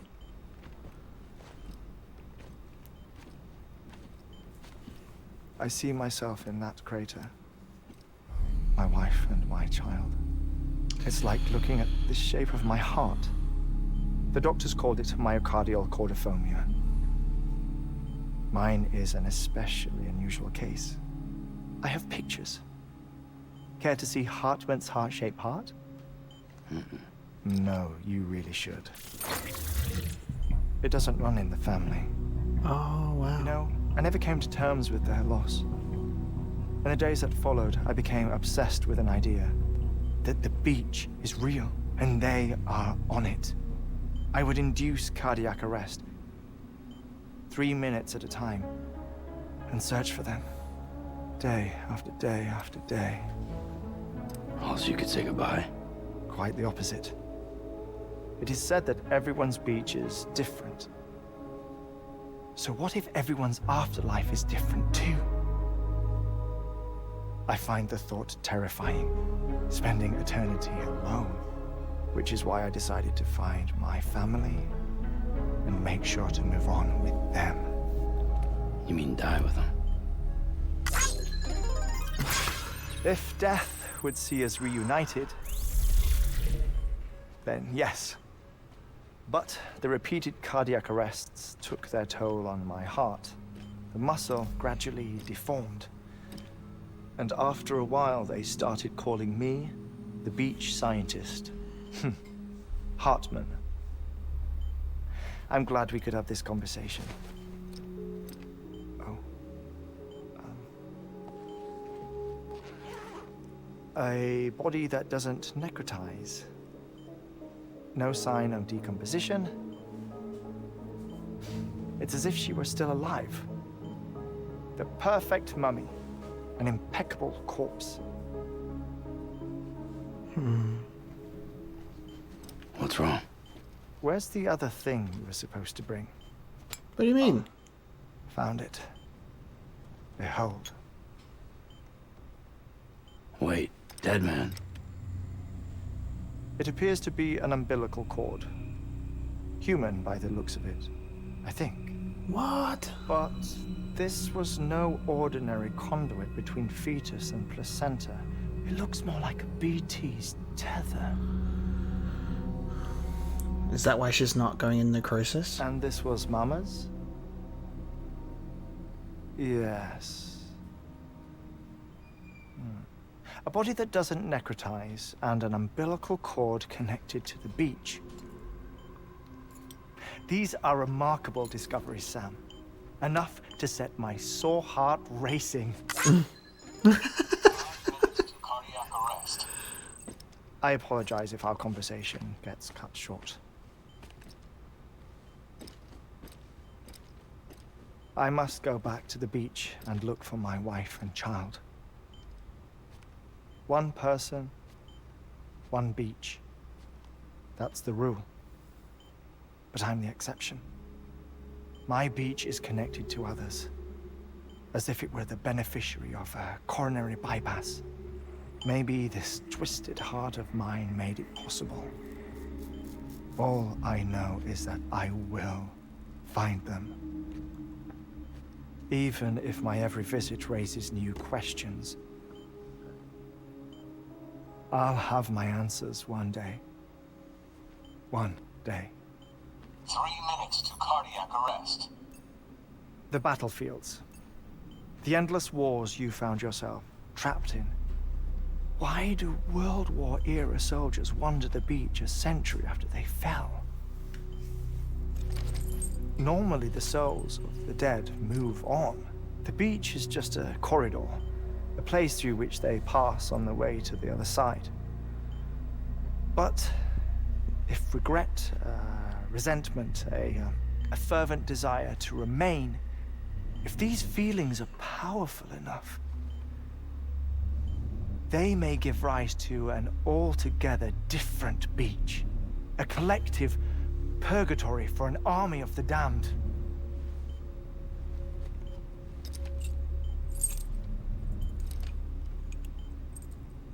Clifford Unger. His misery and hatred, combined with your BB acting as some sort of catalyst, have brought these battlefields to our world. 2 minutes to cardiac arrest. Please proceed to a safe location. It's just a theory. You think Higgs is pulling the strings? Pulling all their strings? Ensure you are in a stable position. No, I don't think I don't so. know. but evidence does suggest that Higgs brought them here. How? 1 minute remaining. Please hold on to something secure. Oh, before I forget, I have a favor to ask. Activating lab security measures. Could you just relax until I come back? Time stops on the beach, but not in the scene. Rest assured, it'll only feel like 3 minutes to you. We'll continue this shortly. 5, 4, 3, 2, 1.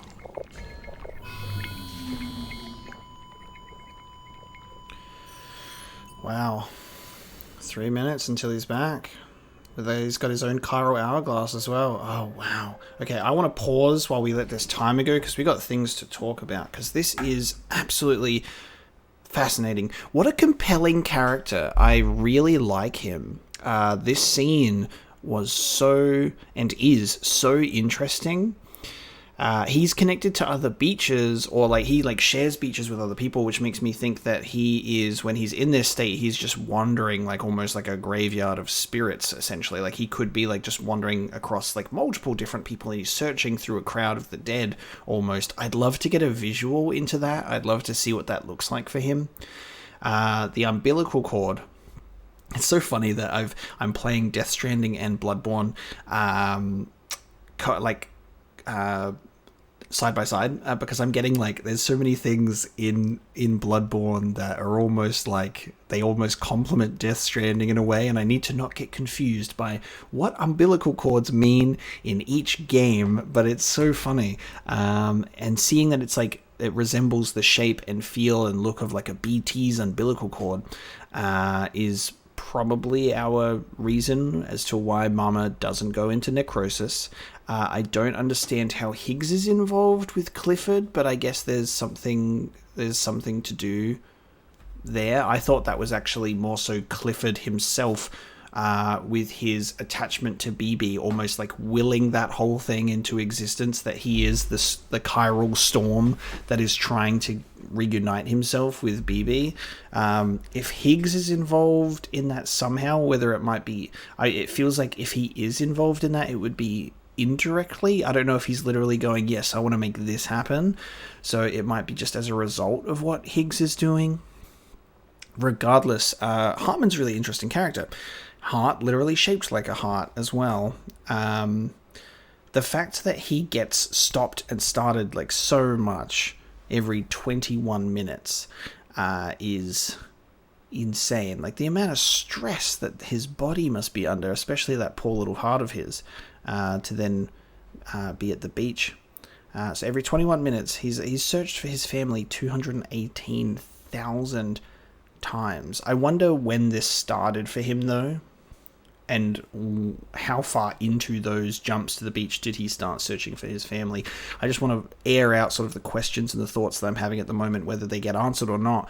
But I find it really interesting and also kind of nice that I'm at a point in this playthrough that I have a cutscene like this where he talks about stuff and I actually just go, yeah, I get it. Like, you know, like I understand the fiction and the lore about how this game works to the point where they can explain these completely foreign concepts. I'm like, yeah, that makes sense.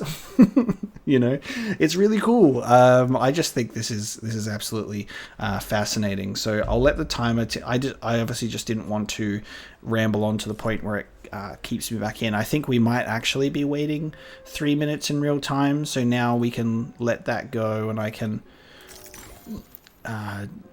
observe this area. So he's in cardiac arrest. It observes his brain activity. Having a chiral hourglass is interesting. I wonder where he got that. This shit's fucking weird as hell.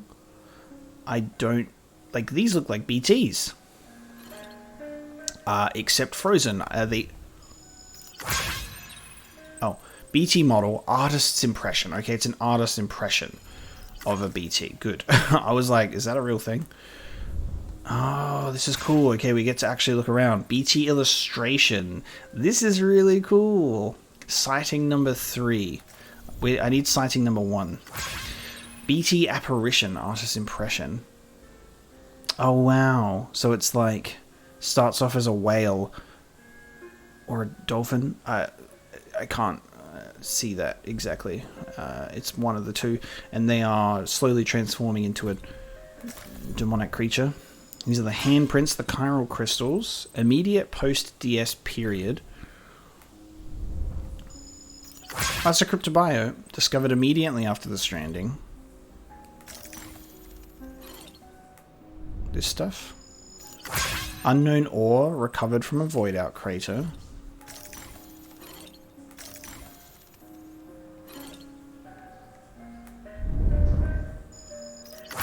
Antique record player. Love it.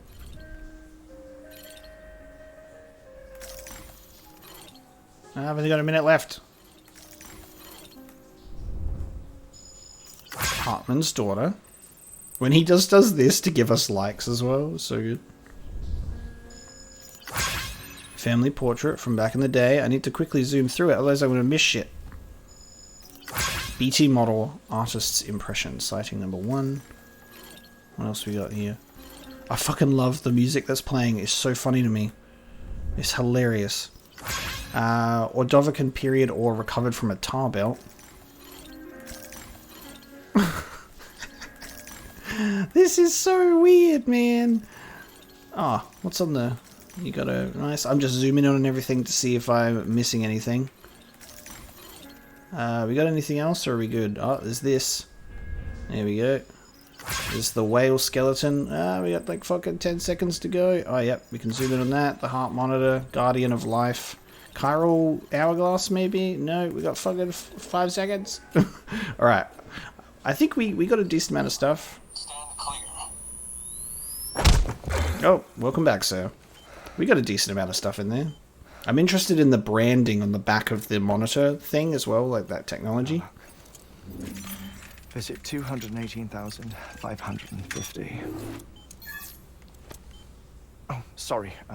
Where were we? I may be used to the 21-minute cycle, but for a first-time face-to-face meeting, there's just too much to cover in one go-around. Can't be easy living like this. Yes. And no. Now that I'm acclimated to it, it isn't especially onerous. Defecation, pollution, nutrition. Most of life's basic functions fit rather easily into a 21-minute time slot. Sleep is the tricky one. And intercourse, I suppose. Verbal or physical. Not that someone in my position has to worry much about either. Do you read, Sam? Listen to music. You can tell this guy isn't very social. Watch films. You know, I keep busy. I have a collection of music, television shows, some very interesting short films, and stories. Everything consumable within a 21-minute... There's a movie on there called 21-Minute Shorts. Yeah, that's cool. Oh, the Death Stranding, of course. It's 21-minute shorts. The 21 minutes I spend here, all downtime, nothing more.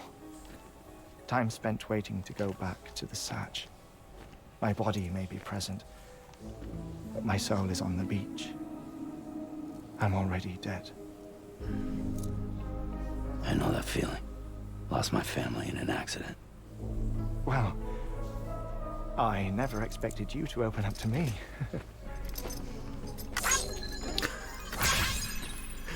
As it happens, I've read about your circumstances. I lost my family in an accident, too.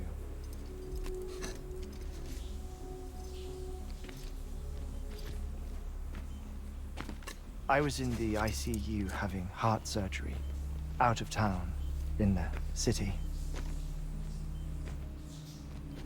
When it was clear that I was going to pull through, my wife took my daughter back to the house to collect some things for me. And then they were caught in the void outs. The city and the hospital were spared the worst, but the shockwave knocked out the power and my life support. I woke up on the beach.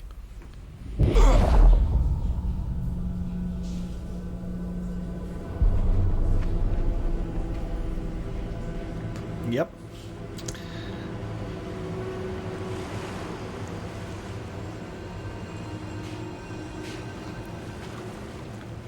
The people who died in the 2 void outs were there.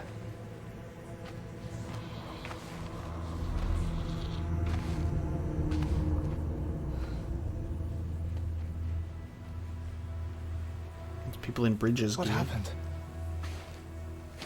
What's going on?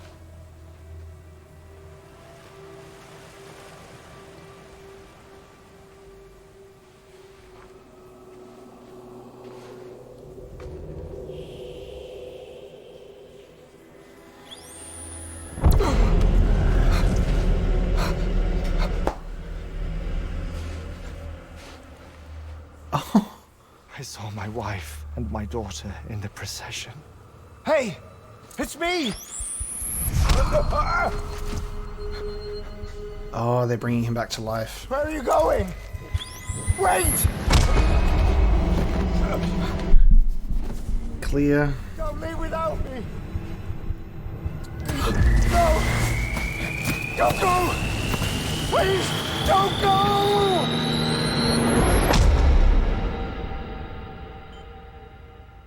The ICU's backup generator kicked in, and I was brought back to life by the defibrillator. Exactly 21 minutes after my heart had stopped. Okay. And that was the last time I saw my family. It's my damned heart's fault that we were torn apart. But it's also the reason I'll see them again someday. It defines me. I am Hartman.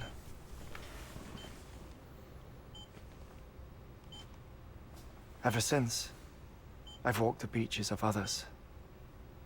I follow my family's footsteps for a while, and when I get tired, I return here to continue my research. It's funny though. Even when my heart stops, the pain lingers. You have any family photographs, Sam? Yes, I do. Pity. 5 minutes to cardiac arrest. You mind telling me what I'm doing here before you go back to the beach? Oh, of course. There's a Prepperone station in this area. Our scientists stationed there are researching material from before the Death Stranding. What kind of material? The Earth has a long memory. It's trying to tell a story, one that goes back to the very beginning, one that not even the Death Stranding could erase. The scientists are all colleagues of mine from the earlier expedition. I'd like you to bring them onto the chiral network. Amelie proposed we establish our research posts along this belt. Despite a worldwide search, this is the only area known to contain fossils from the late Cretaceous period, when the dinosaurs died out.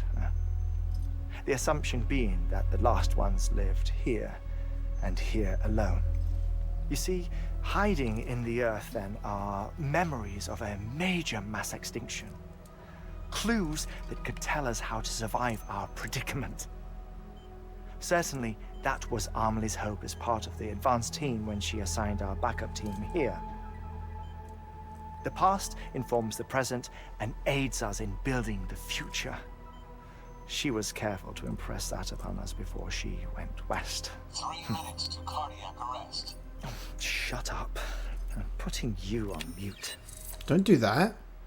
Sometime later, we began to observe unusual activity in the tar belts outside Edgenot City. Vast quantities of tar began surfacing, spreading, consuming many of my colleagues, as well as a chiral way station. The whole incident defied explanation. You think Higgs is to blame? I don't know, but we needed that way station. It was essential to expanding the chiral network westward. That's why I'm asking you for your help in building a new one. It won't be much given the handful of equipment we've managed to scrape together. Nothing like the knot cities, that's for sure. But a knot is still a knot. Sam, I want you to use the Cupid to put the scientists on the network, then go to Armory. Afterwards, we can get back to the important job of researching the deaths. I knew that was going to happen. Oh, he's got a cushion floor to catch him. Oh, that's clever. I was so worried. I knew he was going to pass out. Cushion floor, very clever. The airmat floor absorbs the impact. I'll unlock the door for you. Ooh.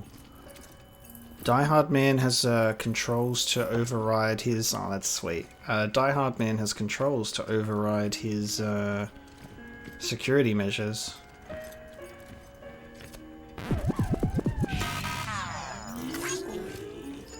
Why did you do that? Yeah, boy. Why? Sam. Give me the likes back. Oh my god. The humor in this is so Kojima. It's funny. Before we get dialogue, I just want to say that's one of my favorite scenes in the game by far. This is such a fucking good game. The story is incredibly compelling. The information that we're being presented with is really, really good stuff. Hartman is a tragic character. Very, very tragic character. He's great, but so tragic. I don't know if he's going to get reunited with his family. It felt like that anyone who initially died right at the beginning of that void out went into the ocean and they're gone. They became like a stream of souls. But there you go. So we did get a visual. So I feel like maybe that's what it looks like for him, is maybe he's walking through or like wading through the souls of the dead. Or maybe he's just following in their footsteps in the water. But that is... that's really, really interesting. I'm glad that he has enough security measures in place to not get, in case he's not somewhere safe, he will get fall on the ground and it will cushion his fall. But that's really nice. Let's continue. Sam, you heard him. You can grab the order at a delivery terminal. Okay. Our ultimate objective in this region is to build a replacement for a way station that was lost to the tar. The first step is to put a shelter with our scientists on the chiral network. Now, we don't know the first thing about Emily's status or what Higgs is up to. Now, that's a concern for us as much as you. But we won't know more until we get to Edge Knot City. And that means connecting this region first. You should start with the geologist and the paleontologist. The latter's holding something for the Evo-Devo biologist, so I recommend you save her for last. That way, you can finish a delivery and link up the final site in one go. Once all three are on the grid, come back here. Then we can get to work on the replacement for that lost way station. Damn. Okay. Hopefully the journey to them is not going to be as bad as the journey to Hartman was. We can fabricate stuff, which is great. So orders for Sam, we do have the anti-chiralium medication delivery and the antimatter bomb. Oh no, an antimatter bomb. No! Okay, well, we'll be hiking, so it will be fine. Oh god, we're going to blow up the mountain. Oh, this is so good. We eaten good. Whenever we get into cutscenes, we just eaten good. There's just like, the funny thing is I feel like I am alone sometimes in my appreciation for the lengthy cutscenes. Like, Metal Gear Solid 4 is my favorite Metal Gear Solid, right? Everyone shits on that game for being Metal Gear Solid the movie, the game. And every time I was in those cutscenes, I was absolutely enamored and immersed in what was going on, because I love that shit. I love to sit down, give me the popcorn, feed me a good story, and then there's also good engaging gameplay at the same time. It's just like the best of both worlds. To see like I didn't have the same experience as people that felt like they watched a movie more than they played a game. I felt like it was both. And then Metal Gear Solid 5 went, all right, we'll do the opposite. except in a very obvious way, and it's just all gameplay. And I was still fine with that to an extent. But I love this. Whenever, like, there's a lot of gameplay here, and it's very fun. The gameplay loop is very engaging, while also being like relaxing. That's the point of it.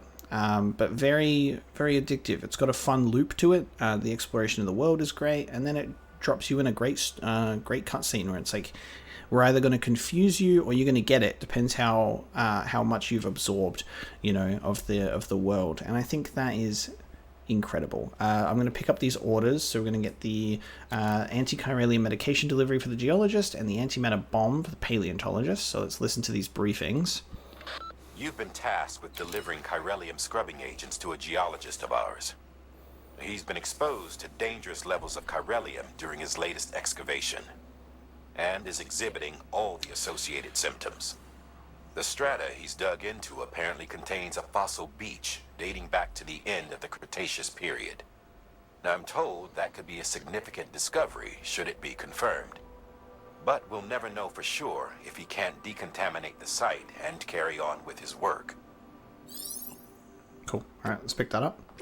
And then antimatter bomb delivery to the paleontologist. A paleontologist of ours needs an antimatter bomb for an important excavation. Seems the strata he's attempting to reach is beneath a layer of tar, and he has no choice but to resort to drastic measures. The bomb is safely secured in its case, but if you're careless and break the damn thing, you know what'll happen. Me? Careless? Never! I am so gentle.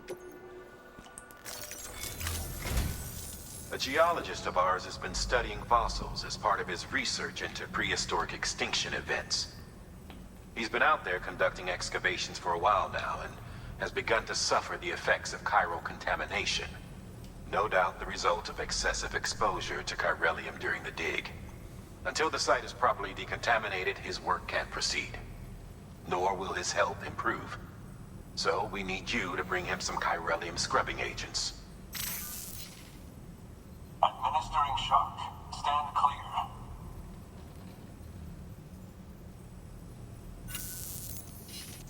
The stratum the team was investigating dates from the end of the Cretaceous period, the time of the infamous mass extinction, which brought the reign of the dinosaurs to a close, leaving small mammals to inherit the Earth. It's the most recent of the Big Five, and one of the largest mass extinctions the world has ever seen. In any event, our team found something truly remarkable. Can you guess what it was? A fossil beach. If that is indeed what it is, then he has made a tremendous discovery. Therefore, Sam, it is essential that you deliver those chiralium scrubbing agents as soon as possible.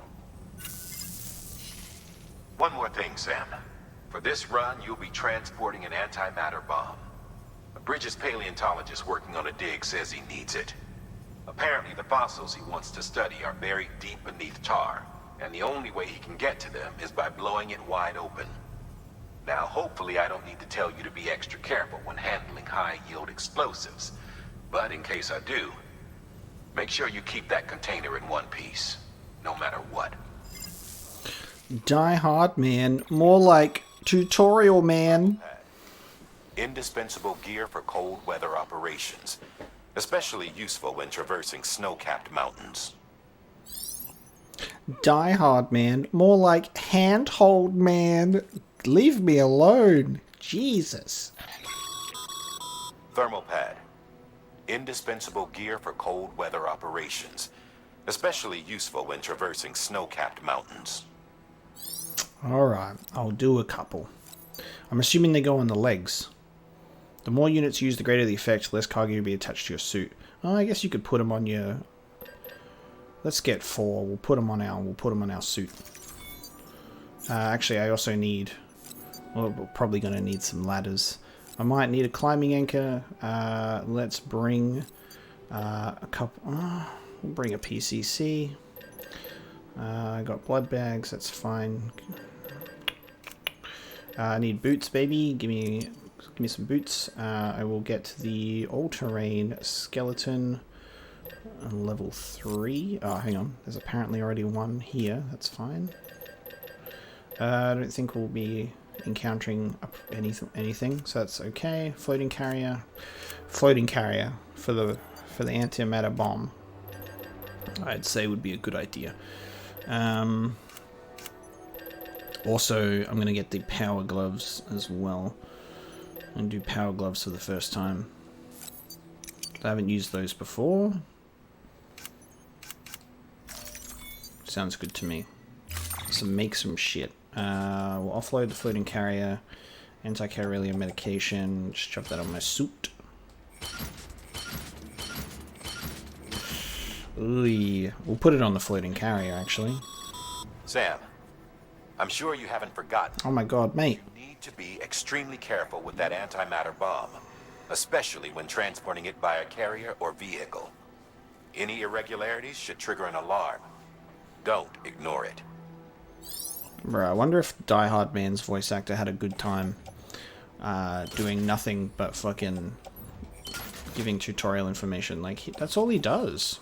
They were like, oh, we need to give this guy some lines. And I mean, they certainly gave him some lines, alright. Put on the gloves. Attach that to the suit. Look at these thermal pads. I didn't think they'd look so inflatable. But they are inflatable. Look at them.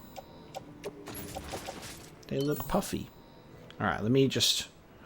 anti-carrier medication. You go onto the carrier, please. We'll take that all together. Put the medication by the bomb. It looks like a good idea. Yeah, beautiful. Sweet. Looks good. We fucking set.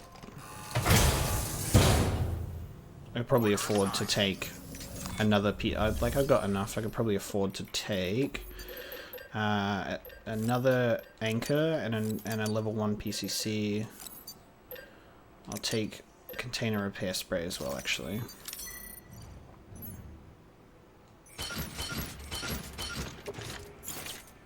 Won't let me auto-arrange cargo, but that's okay. I think we're good. Love it. Okay. Let me attach the carrier.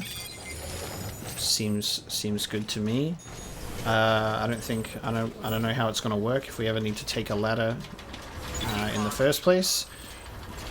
Great ladder if you just want to skip that whole run. We're now connected to the network. We're good. Oh, let's launch the fucking antimatter bomb in a cargo catapult. Great idea. Sam, so Hartman told you all about the lake. How the attack that created it changed his life forever. Not only did he lose his family, he very nearly lost himself. For 21 minutes, he was in a state of cardiopulmonary arrest. Under normal circumstances, he would have died. Therapeutic hypothermia saved his life. But the 21 minutes he spent on the other side had a lasting effect on him.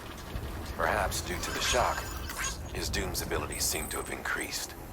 And now he takes every opportunity to walk the beach in search of his family. I really... My apologies, Sam. You came all this way to visit me, yet I neglected to give you a proper farewell. Do be careful out there. As I mentioned before, this region is rich in memories of death and extinction. It should come as no surprise that BTs are sighted here more frequently. Perhaps you recall the models in my lab. Their designs were all based on eyewitness accounts. Though I suppose they must have struck you as strange, considering the many times you've come face to face with the real McCall.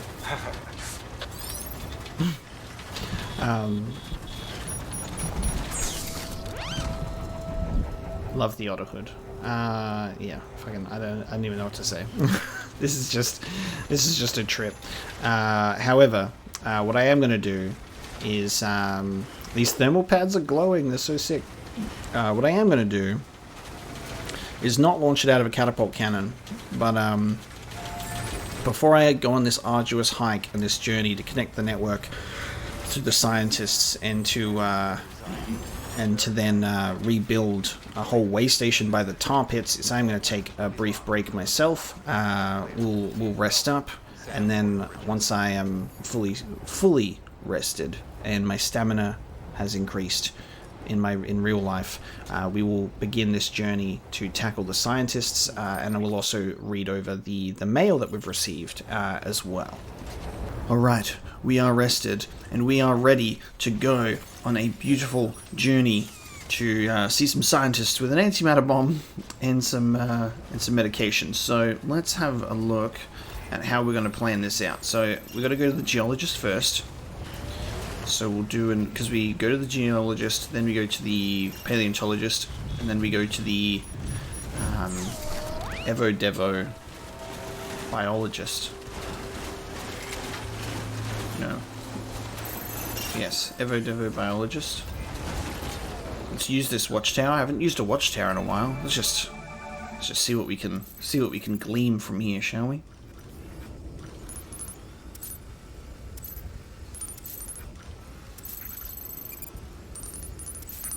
Oh, nice. Just get all the online things popping up on me. Whoa.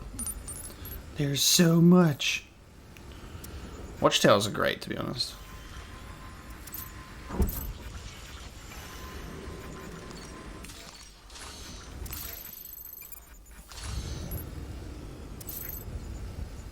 Okay, we've scanned a lot. We have a lot on our map now. That's good. That's looking good. Wonderful. Apparently that's too steep. I mean, that's not a pathway. We're going this way. We're ready to go. We've got our container repair spray as well, because we're probably going to need it, because we're just going to be in nothing but goddamn timefall snow. Do I have PCCs? I do. We got 2, so I can build a timefall shelter if I oh so desperately need to. We'll see. Let's think about the best way to do this, though. To get there, none of this looks good. Like, I'm thinking maybe this way would be nice. That looks like we can kind of do that. And then from there, we kind of need to go back out almost and go through that way. Maybe. Let's just commit to this direction. And we'll see how we go. So, it's hiking time, baby. We've got our thermal pads. So we're going to stay warm. We'll make sure to keep checking the cargo that we have on the floating carrier. It's at 13% antimatter bomb. Alright, 13% is pretty good. We'll keep that going for a while.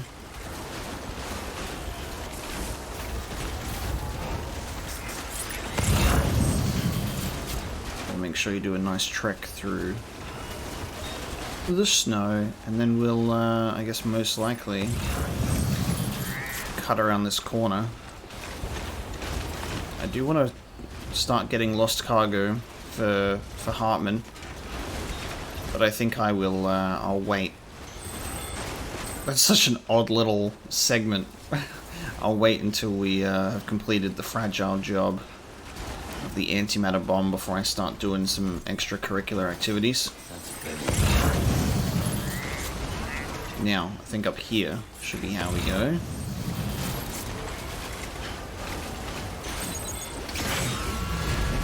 Oh, of course. Of course. Am I... Okay, we have grenades. We have grenades, because I've kept grenades in the grenade pouch, but I've wanted to be like... Okay. Because I didn't want to pack a whole bunch of weapons. Made it this far without you. Cute. Alright.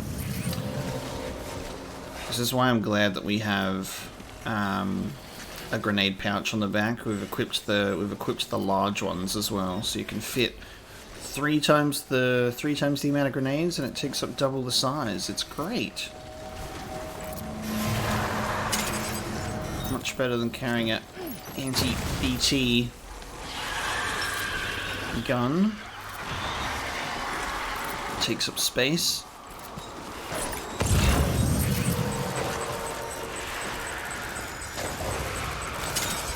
your searching. Take that.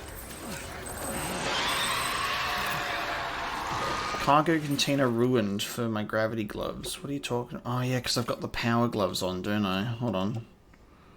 My gravity gloves are ruined.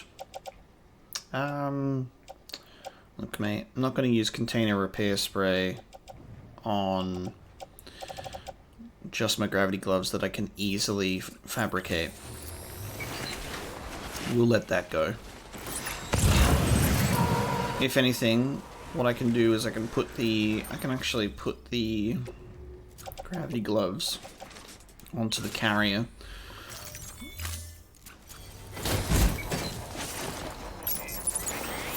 So that when I need to, you know, kind of repair the whole thing, it'll be fine.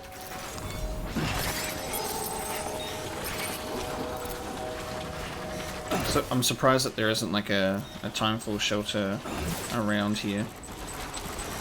How close to this thing do I have to be before I can pick it up? Thank you.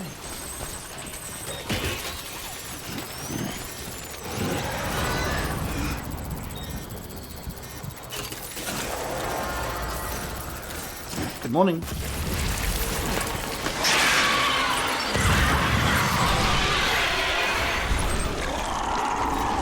I think I should still go around.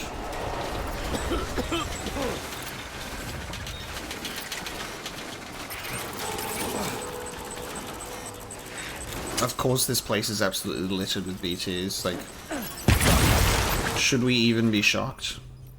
The custom ones are cool. I think they're probably doing the same amount of damage to the standard BTs. I might be wasting them. I should probably just use the normal ones for these. Oh god. Hello. That one's in the ground.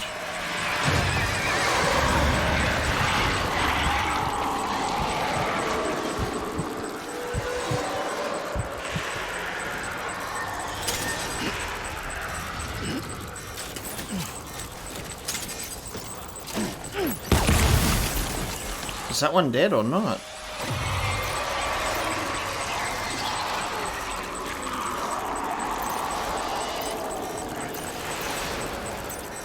Is this one still kicking?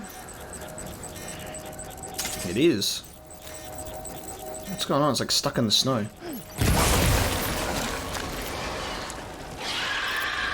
Oh wow.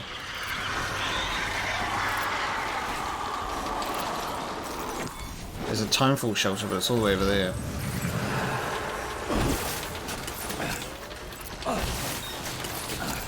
Oh yeah, I'm not wearing gravity gloves, that's why I have to get really close to it. I forgot, I'm like, why am I not picking this up? Like, right. The gravity gloves. Yeah, I guess that timeful shelter is as close as it could be, because it's on the outside of the, on the network. Oh, this is a special one. So they will use a custom one for this. Hello, special one.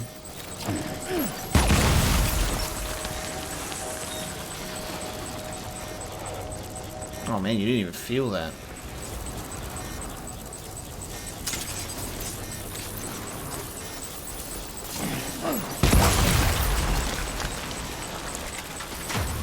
Holy crap.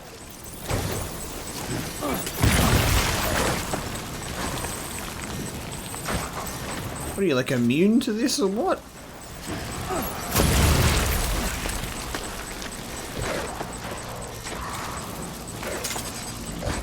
Am I forgetting something? What in the world?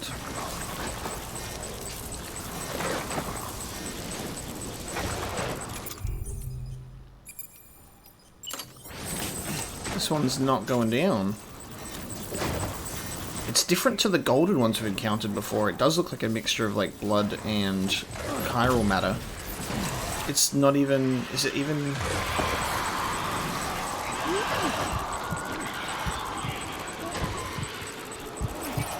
We took out that one easily. This one, however... I'm giving up. I need to save my grenades.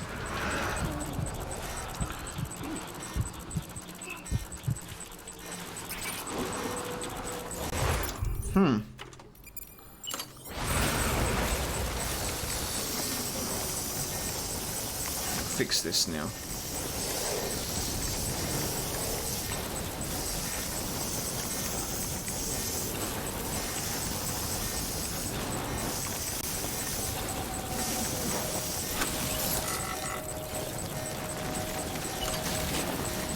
Yeah, dude, I don't know what the fuck's going on with this one, but look at that. It does not want to go down. I'm wondering if an anti-BT handgun might have done the trick instead of the grenades. But it looks more special than ones we've encountered before. We've encountered a golden one before, which we were able to take down that was stronger. This one almost looks like it's immune. Oh my god. Okay. We have another one too. Let's just pick the most dangerous pathway possible. Alright, we can deal with this one.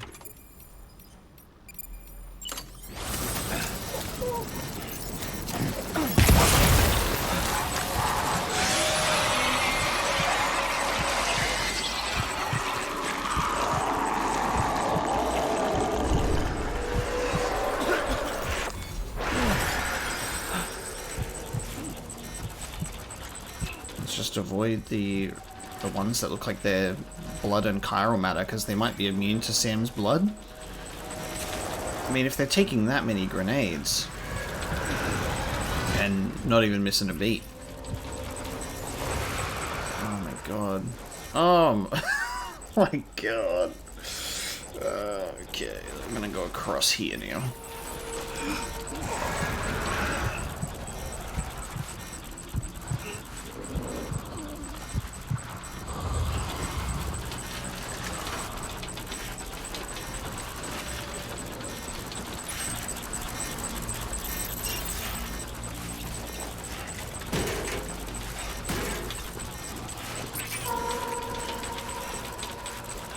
286 meters away, baby.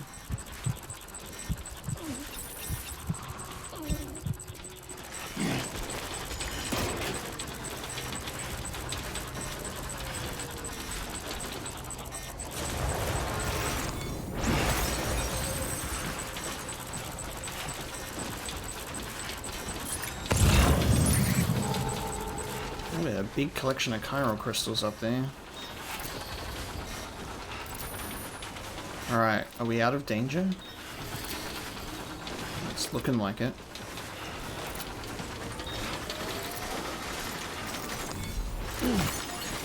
We might be safe. That was looking a little bit tense for a second there.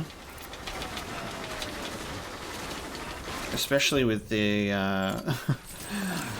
those fucking coloured, ones with, red and gold on them. Colourful ones. There we go. Oh, Blizzard's getting rough in here too. Lou's very happy though.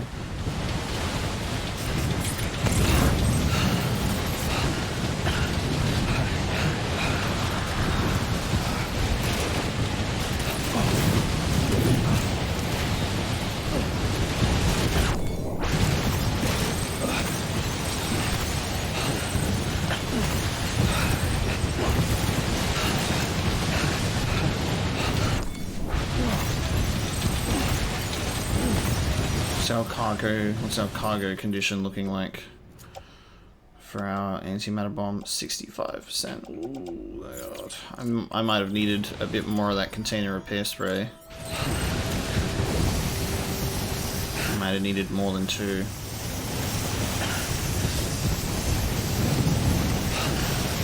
I need to get moving. We spent way too long in that beachy area. Oh, I think that's good. Hang on, let's have a look. Well, that's good. Nice, nice, nice, nice, nice. Cool. Okay. I need to go back the other way, though. Here.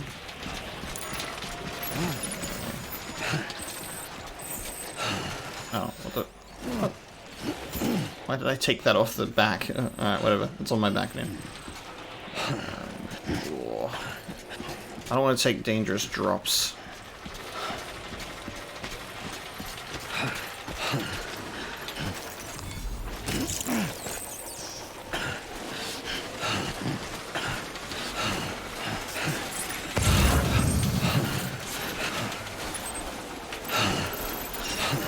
176 meters away. Nice.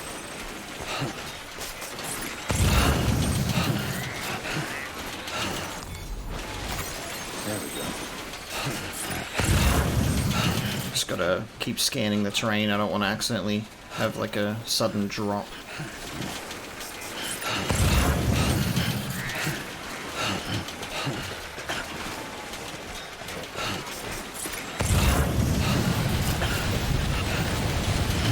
We'll connect them to the UCA and then we can fabricate more container repair spray. What the fuck? Oh, it's the hologram. It's of the geologist. I was like, ah, BT! This isn't even where we need to deliver the goddamn antimatter bomb in the end. I still need to take it somewhere else. We're in, baby. We made it, round the back entrance.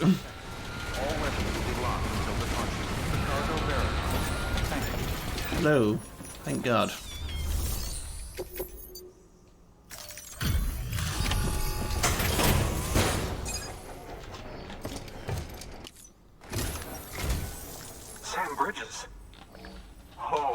Thank God for that. I was worried you might not get here in time. But then I've done nothing but worry of late. I've been haunted by those visions you doom sufferers see. That end of days stuff. I put the nightmares down to fatigue. The possibility of chiral contamination never even occurred to me. It's just lucky we got it before the suicidal stage. Dying's not an option. My research is nowhere near complete. It's not just my life you're saving here. It's my life's work. I started to wonder if I'd ever see these meds. I guess you really are good at what you do, huh? Thank you. You got it, baby.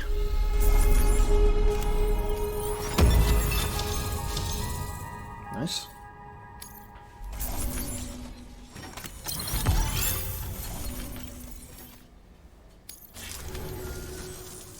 Oh, yes. Right then. If you'd do the honors.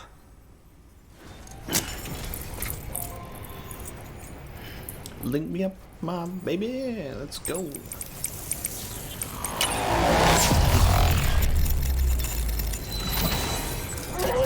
I love it when we get like unique angles of this happening. It's always so cool to see.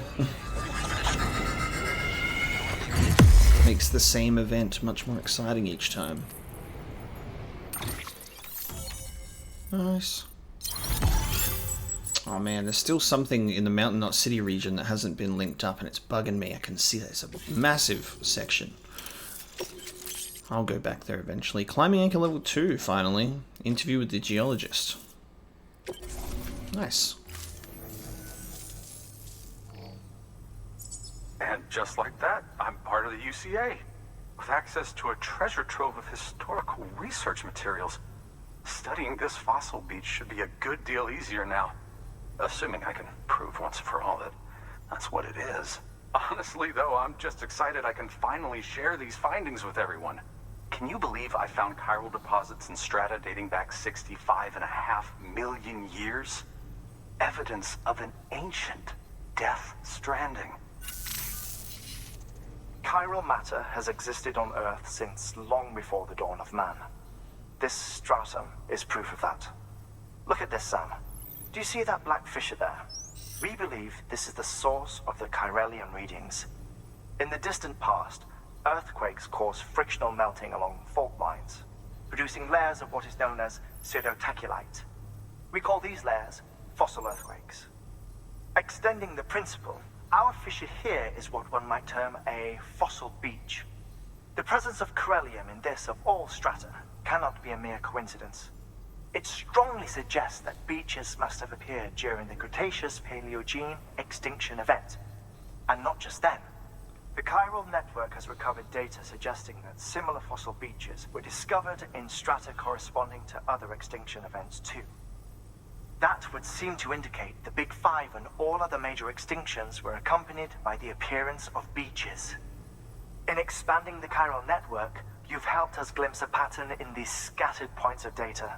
You've furthered our individual research projects, and ensure that it is only a matter of time before we recover all we have lost and solve every mystery that remains.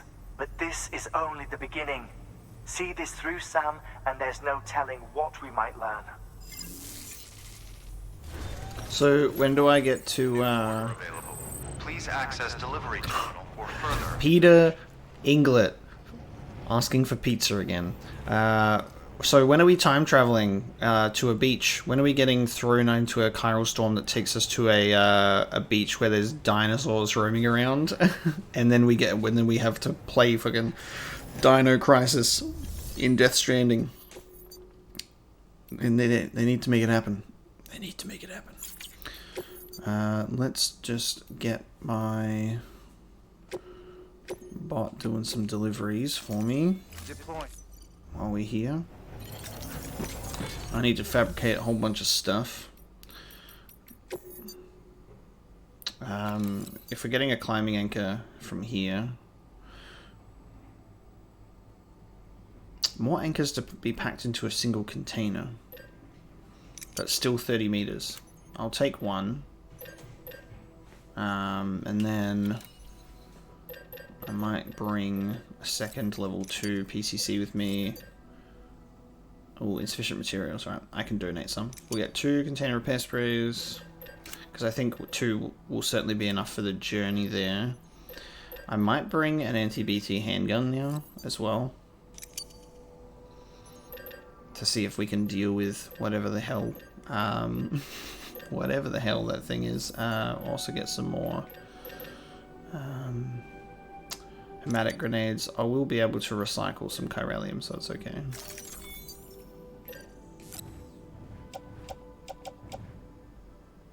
I'm gonna recycle these gloves while I'm here. Yeah, take some crystals. You can't even carry that much though.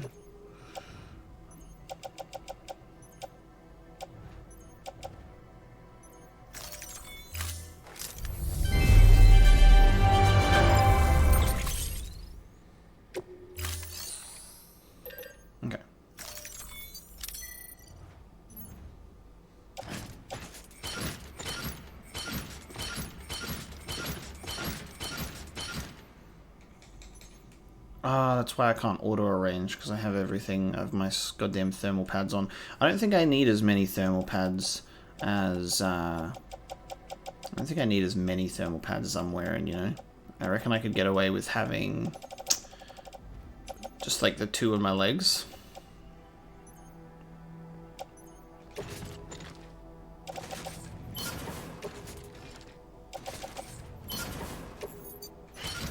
And then I can at least put a couple, which lowers the, there you go.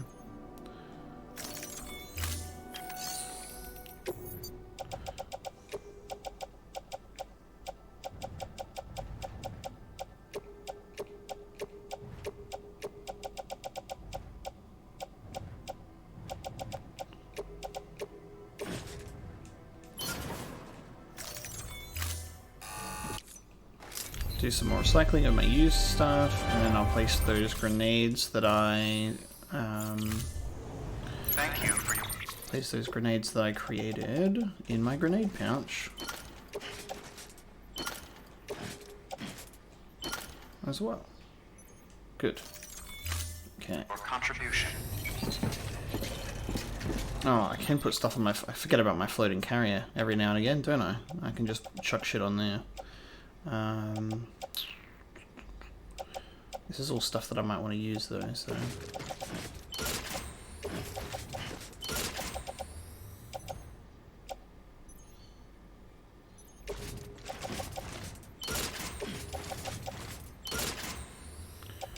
If I do this, this actually will allow me to put my thermal pads back on. Sorry, I'm just going back and forth on my, on what I fucking want at this point. I just realized, I was like, oh yeah, I have a floating carrier, like what am I doing? Work smarter, not harder. Alright, let's go.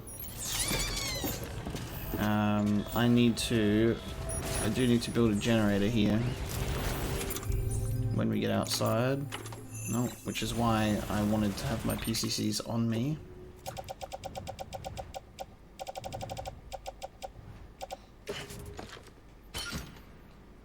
Just fiddling around in my menus. Let me build a generator right here. Do chiral bridges even work in the snowy regions at all? Because, like, I've seen a couple of chiral bridges in the mountain region when it's snowing, and I'm just like, isn't the whole thing about the chiral bridges is that they don't work in timefall? And considering it's always snowing, the chiral bridges would never work, right? Or does it work if, like, maybe like the snow calms down at least a little bit? Because it just seems like funny to me.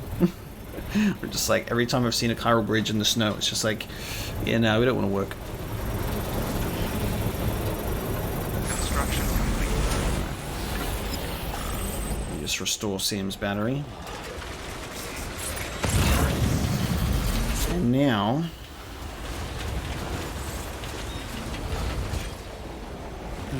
Oh, we have to... Okay, so it's down a bit. Okay. It's all the way down there. Okay.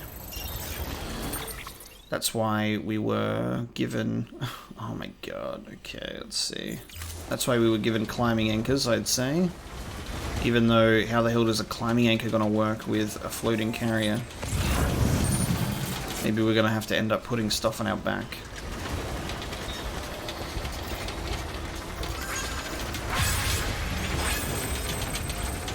I don't know how this is gonna work out.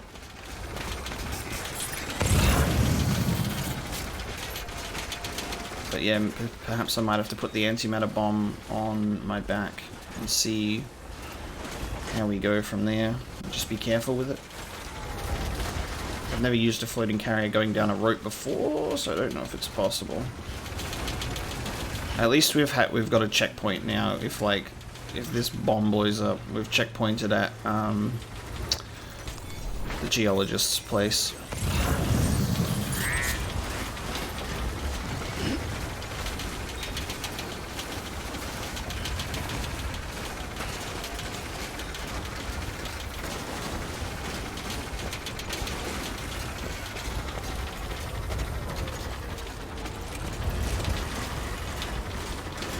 This might be okay.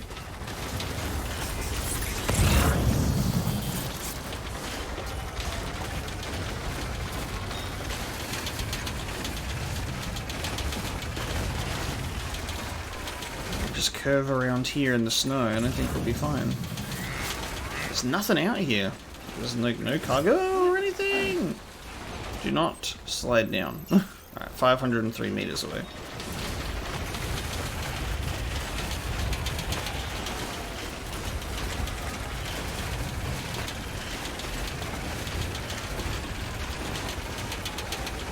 Okay, we're almost like level with it now, that's good. I am now significantly less worried.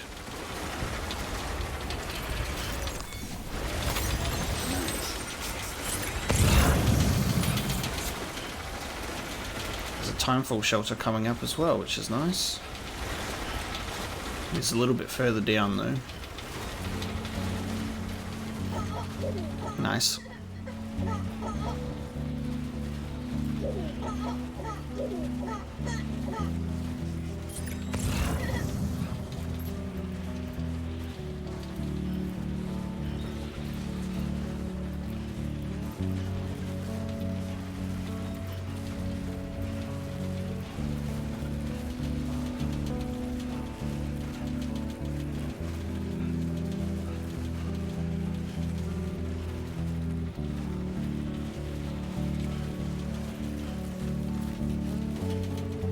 Secret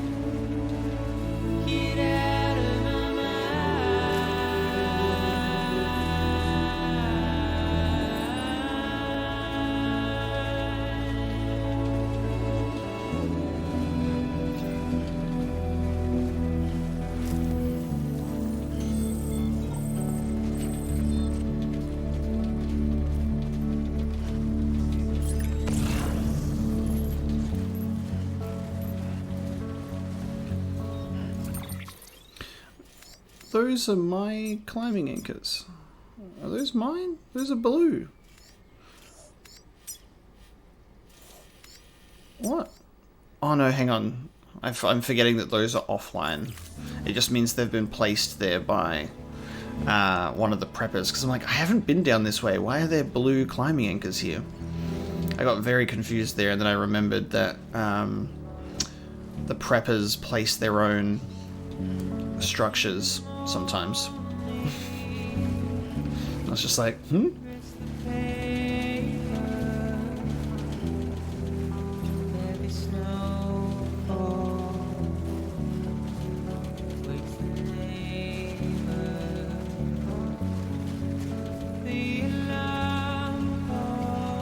This was a relatively painless and actually quite beautiful journey, this one.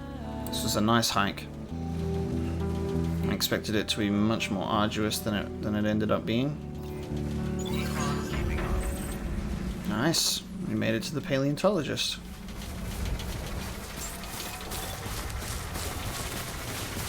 Beginning scan. Scanning bridges ID. Got your bomb. Press ID. Verified. Weapons detected. All weapons will be locked until departure. Cargo verified. Thank you. Sweet. And then we'll get a job from this one to go to the Evo Devo biologist. Much appreciated, friend. Thanks to you, we can finally move ahead with the dig. I swear, this place is bad enough without having to worry about getting asphyxiated. Not that I need to tell you.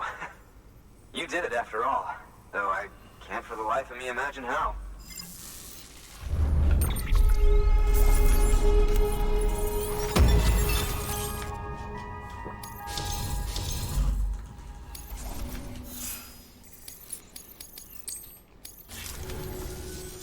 You can set up the chiral network while I work. Bada bing, bada boom. Get connected, baby.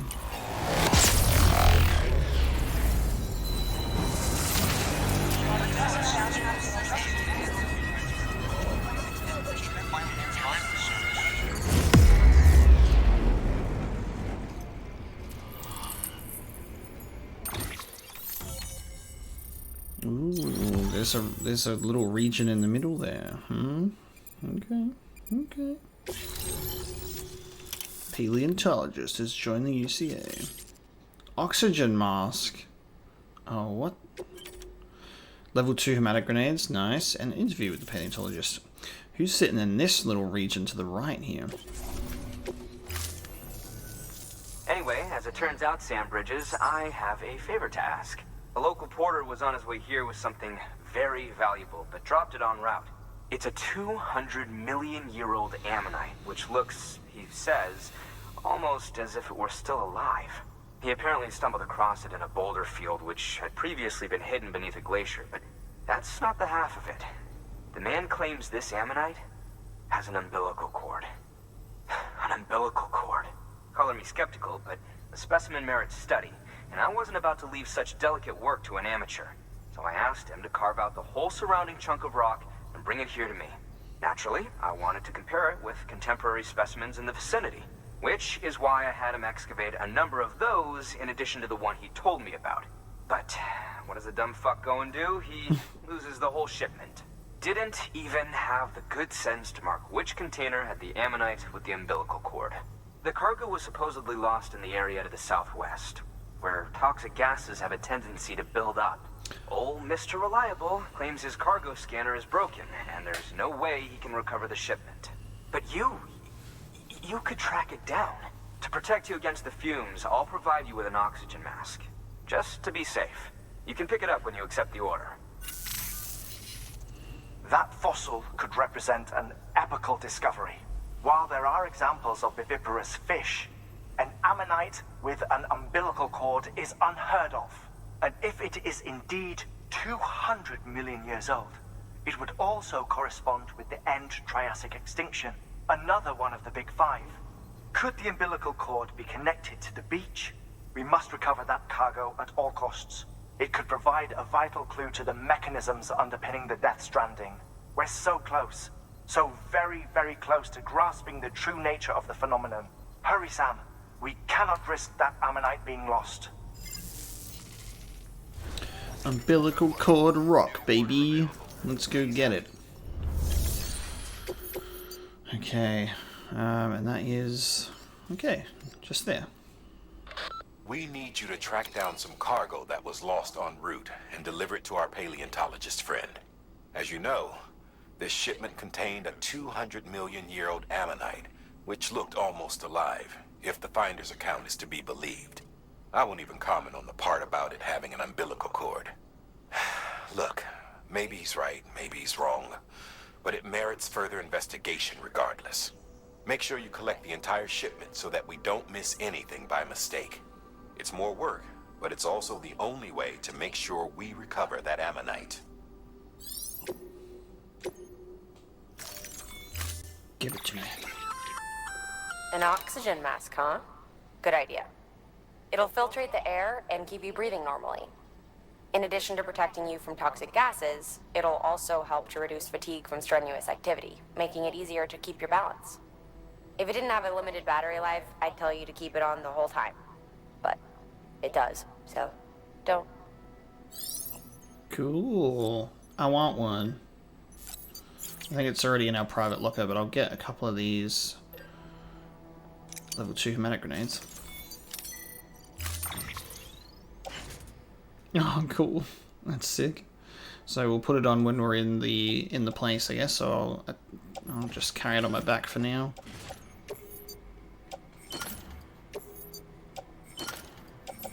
I want some level 2 grenades, so I'll just put the level 1 grenades in the private locker.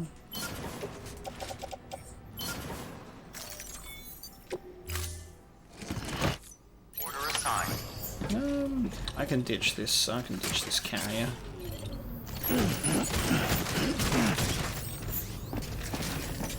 We'll ditch the carrier now because I don't need that for the VOG. Oh, the antimatter bomb, sorry. Not the VOG. They're in the same container. Place that in a private locker. Auto range. Bada bing, bada boom. Let's go.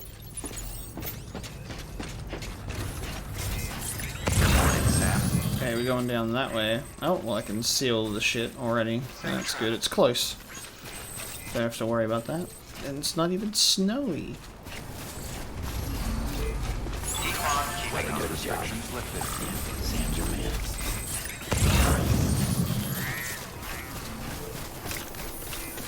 Okay, just a bit further now. Okay.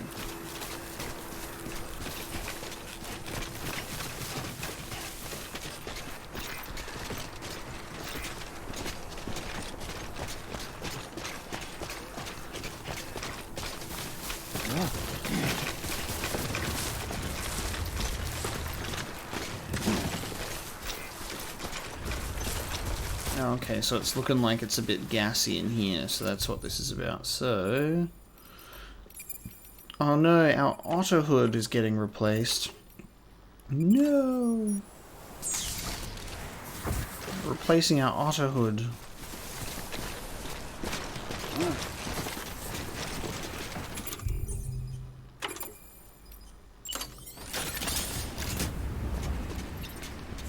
Oh, actually, I could probably just walk down. Let's do that.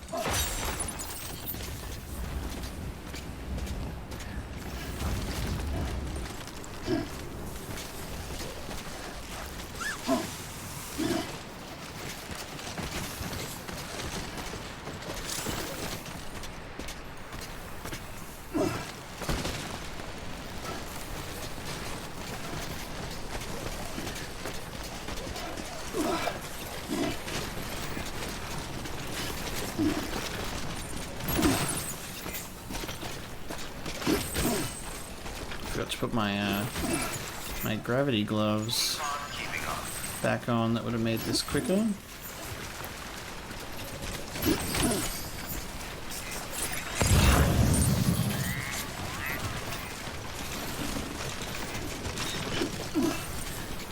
Nice and easy.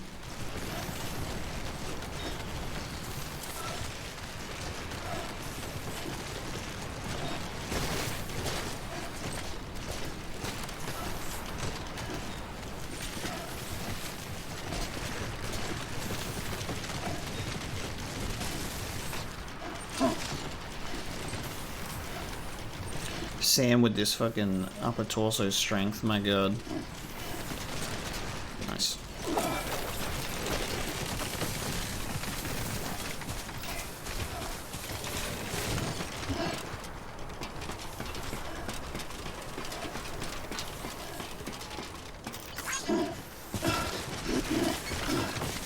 Sweet. Oh, well, that was relatively painless.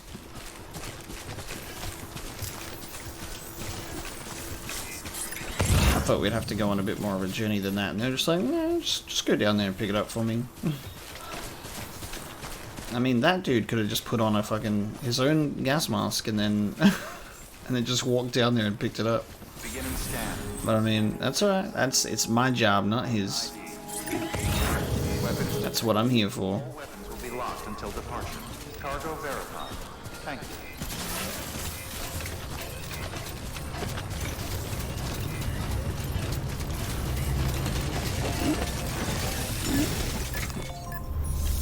Delivery. Alright, show me the money. You found it. Let me see. I have to see it. Oh my.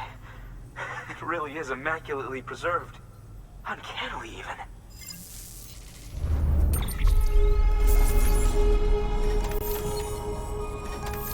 Sweet. New interview data required. Nice. We got some reading to do. Volcano orange. Nice. Thanks for bringing in that lost shipment, Sam. And yes, it did indeed include an ammonite with a bona fide umbilical cord attached. I've already sent some images and a preliminary analysis to Hartman via the network. Interestingly, it seems the surrounding strata contain traces of tar, which lines up with one of his theories. Anyway, I know you only just brought this ammonite here, but I'd like you to deliver it to a colleague of mine, an Evo-Devo biologist. Lately, she's taken an interest in the tar, and I think she'd be eager to examine this particular specimen. It's quite remarkable, and that's to your credit. To clarify, she has been studying how the tar may have influenced the development of various organisms. Accordingly, I would ask that you also recover the tar collectors deployed near her shelter and deliver them along with the ammonite. It would be too dangerous for her to attempt to retrieve them herself, which is why we must impose upon you. By aiding her research, we may yet inch closer to unraveling the secrets of the Death Stranding. We've already made so much progress with the data recovered by the network. With your continued help, I know we can accomplish even more. Die-hard man with the ability of foresight when these places aren't even connected to the network, and Die-hard man tells us earlier, he's like, make sure to go to the geologist first because the paleontologist will have a job to go to the Evo-Devo biologist. It's like, how the hell are you going to know that information? How are you aware? You know what I mean? I'm like, okay, bud. How'd you know this guy wanted us to take the ammonites to the Evo-Devo biologist? Even Hartman didn't know that. God, be chilly apparently. It's cold. Alright, orders for Sam. The tar extraction device, which is the thing that we need to take to the Evo-Devo biologist that Die Hard Man was referencing, but still, how did he know? You won't find what the Evo-Devo biologist needs there, Sam. Afraid you'll just have to collect the tar yourself. She initially deployed equipment for this very purpose near a BT hotspot. But after the weather took a turn for the worse, retrieving samples herself ceased to be an option. So it's up to you now to track down all the units and do what she couldn't. Oh, and one more thing. Don't forget to bring her that ammonite the paleontologist gave you. Proceed with the utmost caution, Sam. There's a lot of ways this could go wrong. You'll be fine.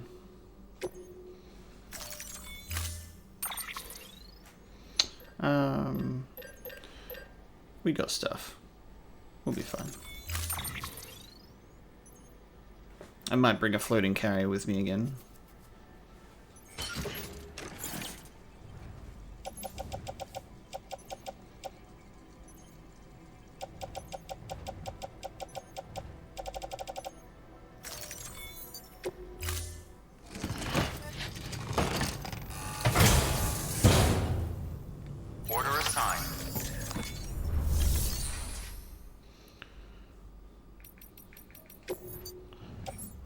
makes sense. Give me that floating carrier, please. Offload.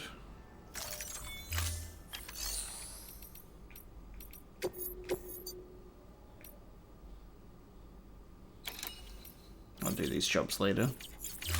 So we have, I guess because it says 1 out of 5s because we need to collect 4 containers of tar extraction devices. So it's 1 out of 5 because it's, that's the ammonite with the umbilical cord. And then the other 4 is the tar devices. I thought I'd be taking multiple packages with me, so I actually don't think I even need the floating carrier in the end. That's fine, I'll just leave it on the ground. I'll leave it there for later. I don't need to have that following me around. Ooh, who's a veteran porter? We've got lost cargo for a veteran porter. They get covered in tar. Ooh. And the paleontologist has sent us an email asking to go look for his cube. Interesting. So we've got another Half-Life / Portal thing going on. And once again, I have forgotten my gravity gloves. Now, where is... so the veteran porter, that's their region. Cool. That should have a... There should be like a pathway through there, probably.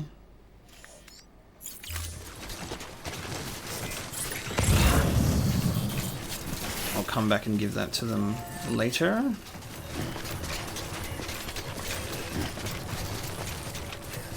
An interesting journey ahead. And then once we get to the Evo Devo biologist and we deliver this, we'll have a read over the interview data and emails that we've received.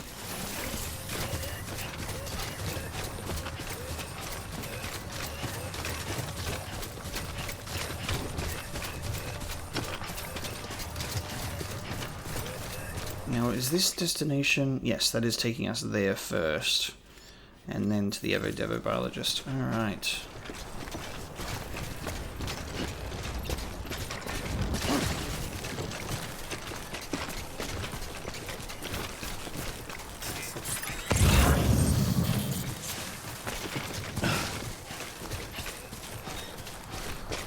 See what kind of journey this is, but it might be, again, similar to the paleontologist. It might be relatively painless. If not, we've got stuff that'll help us along the way. There you go. I've been appealing to the hiking fans in Death Stranding. I've been appealing to the people that don't like the trike, going on some mountain hikes. Actually, I do like mixing it up. This would be very awkward with the trike, but you could make it work.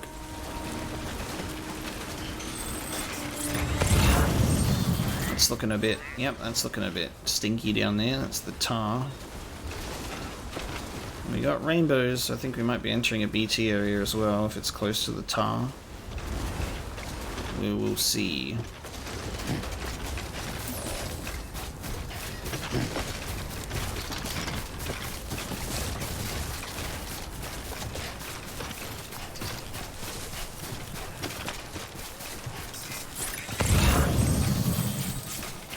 Been like a surprising lack of memory chip data in the mountains themselves. A lot of the memory chips I've found have been everywhere else but the mountains.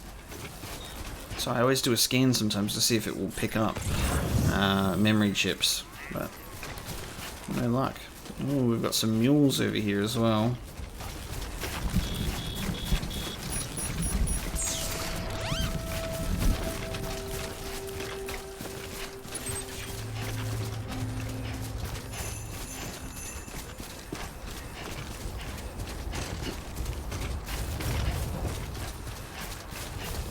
These tar extraction devices are probably going to be a little bit heavy.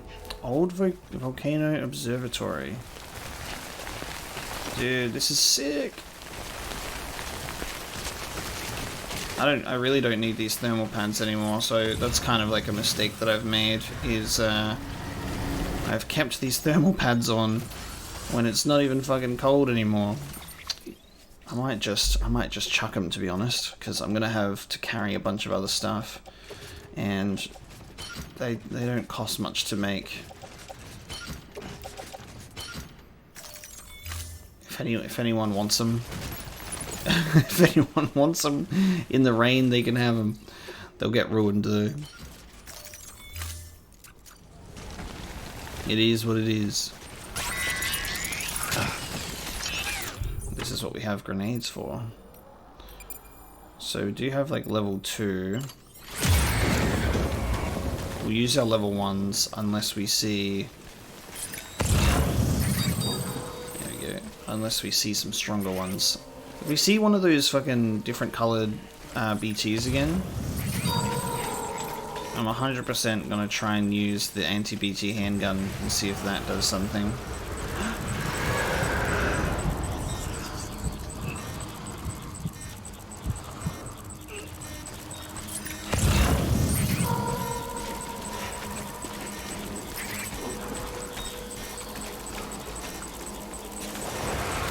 Oh my god, it's a fucking giant one, dude. There's a whole gathering here.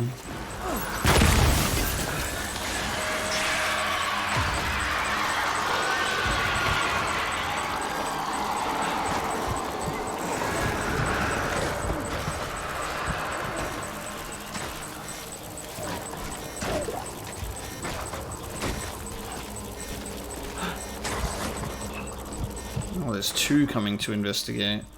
Oh, shit. There's 3 coming to investigate. Alright, fuck it.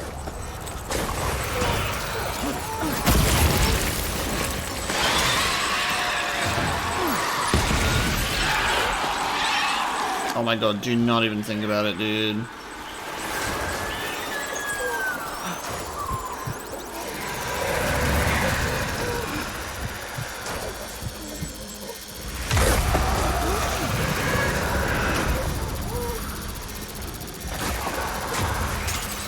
Baby's still alive, that's why. Dude, this giant one though. This is why it pays to not forget gravity gloves, man.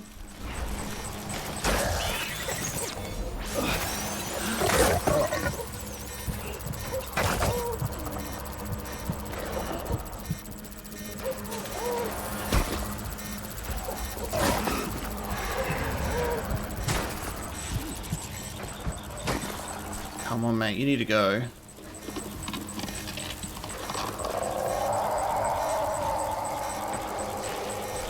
Dude. That's fucked up. I might pick it up.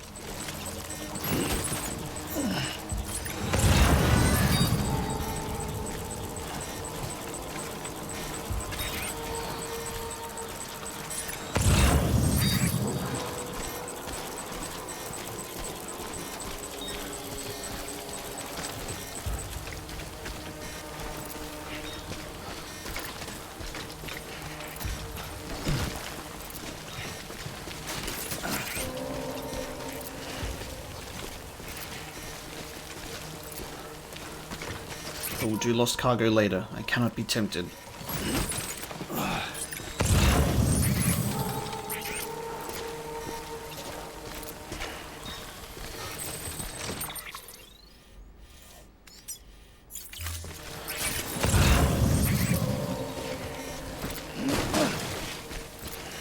Oh no, these are the last 2 that I need, don't I? Because I only need 4. Right. I accidentally threw that. I didn't mean to throw that. Fuck. No, I've thrown it and now they're coming to investigate. Oop. And there's another fucking giant one. Oh, it got hit a bit. We may as well just fucking...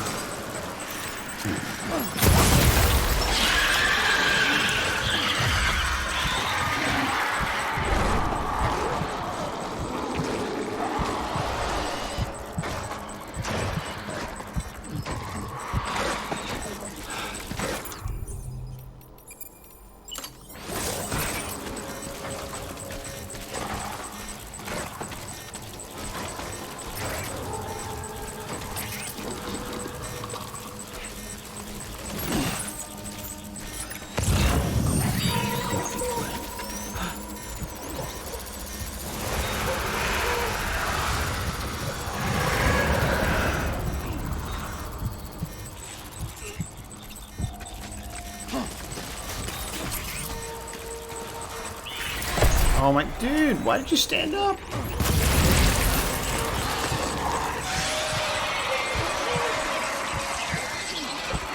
Careful, Sam.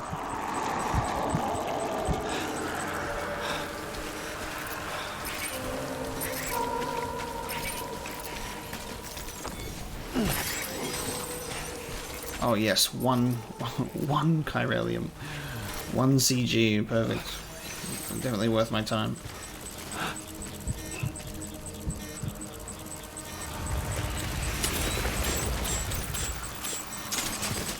Oh, these level 2 ones, you can prep them with more.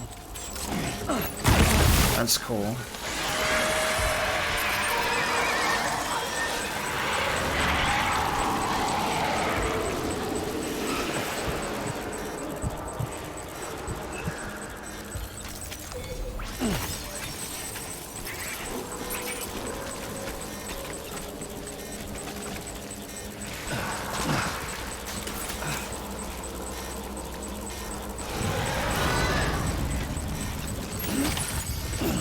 Done, baby. You're in my way.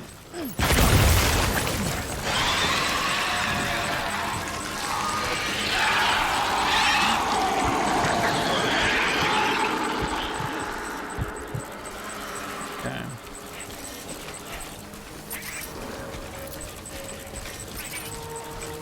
Might be good to go.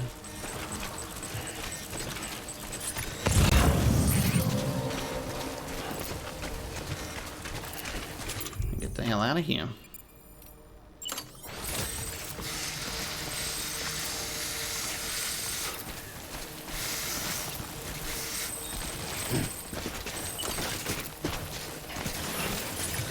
Now, where do I have to go? From here, I need to go up that way, so... I don't even know how to get there. We'll figure it out. Let's go. We gotta go up.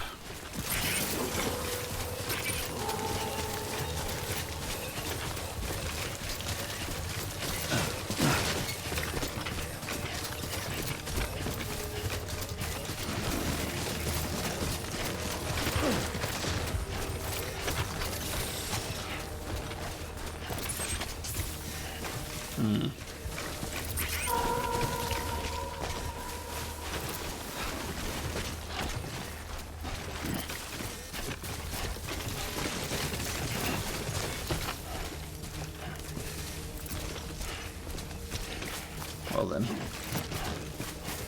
This is gonna be... Oh no, that's okay. It's not as steep as it looks like it was gonna be.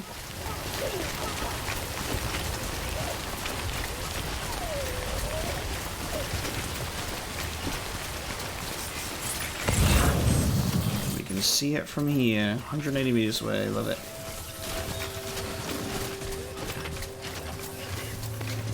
Oh, also, we can even rest if we want. Could be okay. We'll push through.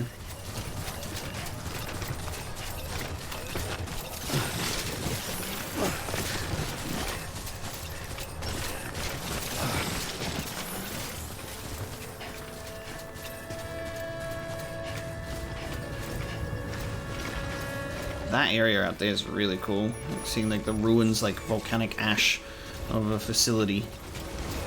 Very interesting, that one.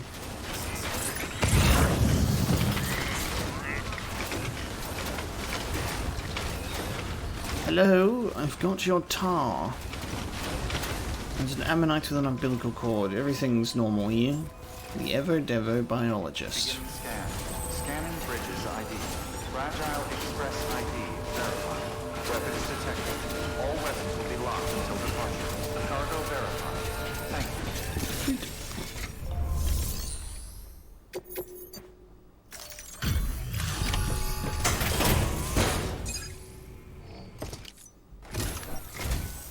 I'm impressed, Sam. Not many people would have even attempted this. May I have a look? Not a scratch on it, and the tar inside is safe and secure. You do not disappoint, my friend. Nice.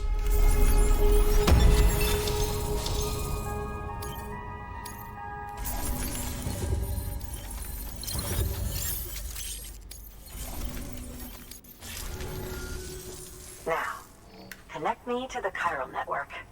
That's where my studies will truly begin. Say no more. Say no more. You don't have to ask me twice.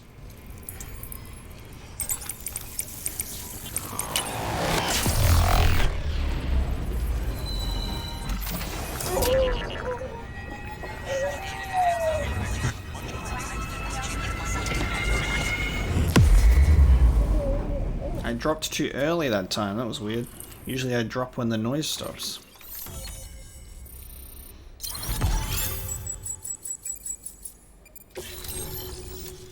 Nice. Grenade launcher? God damn. Interview with the ever biologist and tar bubbles up from the beach. Thank you. It goes without saying, but I am convinced that the tar is related to the BTs and the Death Stranding. After all, both it and Timefall are the defining features of the post-Stranding ecosystem. Sudden environmental changes such as these invariably lead to the extinction of organisms that fail to adapt. Those that do adapt do so by virtue of enhancers, the regions of DNA that grant successful organisms their advantages. These genetic factors are the key to evolution. But there are genes which have the opposite effect, those which disadvantage organisms. Extinction factors, as they have been called. These are the seeds of advancement and obsolescence. Such factors may lie dormant within us all, a choice waiting to be made. For every being since the advent of life itself. If so, then ancient proof may hide deep within the tar, evidence of these genetic decisions that may aid us in navigating our current crossroads. In any event, thanks to you, I can now study the composition of the tar in greater detail. I'll make sure to share any interesting results with you later. Well done, Sam. You furthered our research into the Death Stranding in ways you cannot imagine. Thank you again for bringing me Mama's body, as well as that ammonite. Speaking of which, my analysis of its umbilical cord is proceeding apace. I've been comparing the data against some of our restored archives. Anyway, would you mind returning to my lab? Preparations are finally complete for the chiral relay integration. If you could collect the necessary materials for the restoration work and bring them here, I would be most grateful. Interesting. We're gonna need a lot of materials, I assume. 5 new standard orders added. So it looks like what we need to do is head back to Hartman's lab, so we can start building a the new facility, which is cool. But with that one, we are going to read we are going to read some information that we have here, and then we will close out the episode because it's been a long one. There's been a lot to get through, so we're gonna read through this stuff, and then we'll head back to Hartman's lab next time. So let's have a look. We've got Hartman, 3 Hartman interviews of Neanderthals are not extinct. Both Neanderthals and Homo sapiens are believed to share a common ancestor in the form of Homo heidelbergensis. Heidelbergensis, but there are clear differences between the two. Neanderthals were brutish and brawny, well equipped to hunt larger animals and survive in colder climates, whereas Homo sapiens were slender-limbed and only capable of hunting smaller prey. But as millennia passed, Homo sapiens learned to create tools and hunt in packs. The Neanderthals, who actually had larger brains than the Homo sapiens, also fashioned tools of their own, but these were crude in comparison and developed little over 200,000 years. Perhaps because these simple-minded beings favoured small family units, so that even if a breakthrough occurred, it was unlikely to be shared with others. This isolation, more than any other factor, seems to have led to their decline. Homo sapiens, meanwhile, conceived religion, which, while large numbers of individuals could be bound together in service to a common cause. Strength in numbers also made their communities more resistant to the famine and other calamities. In other words, Homo sapiens grew stronger through interpersonal connections. By creating what came to be called society, if we persist in our divided state, we risk losing this hard-won unity and dooming ourselves to the Neanderthals' fate.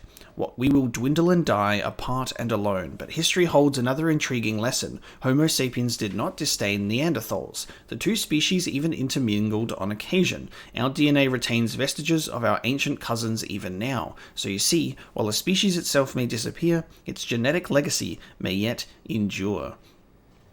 It's good stuff to think about. Hartman's theory of evolution, the new Charles Darwin.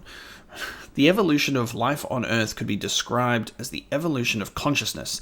When the first vertebrates clambered out of the oceans and onto the land, who we have to blame for us to pay rent now, blame those vertebrates that decided they wanted to grow legs on the ocean one day. Their consciousness expanded to process the new realm that lay before them, but their development did not end there. Their eyes moved from their flanks to their fronts that they might comprehend the depth of the world. Mammals formed groups, increasing their chances of survival.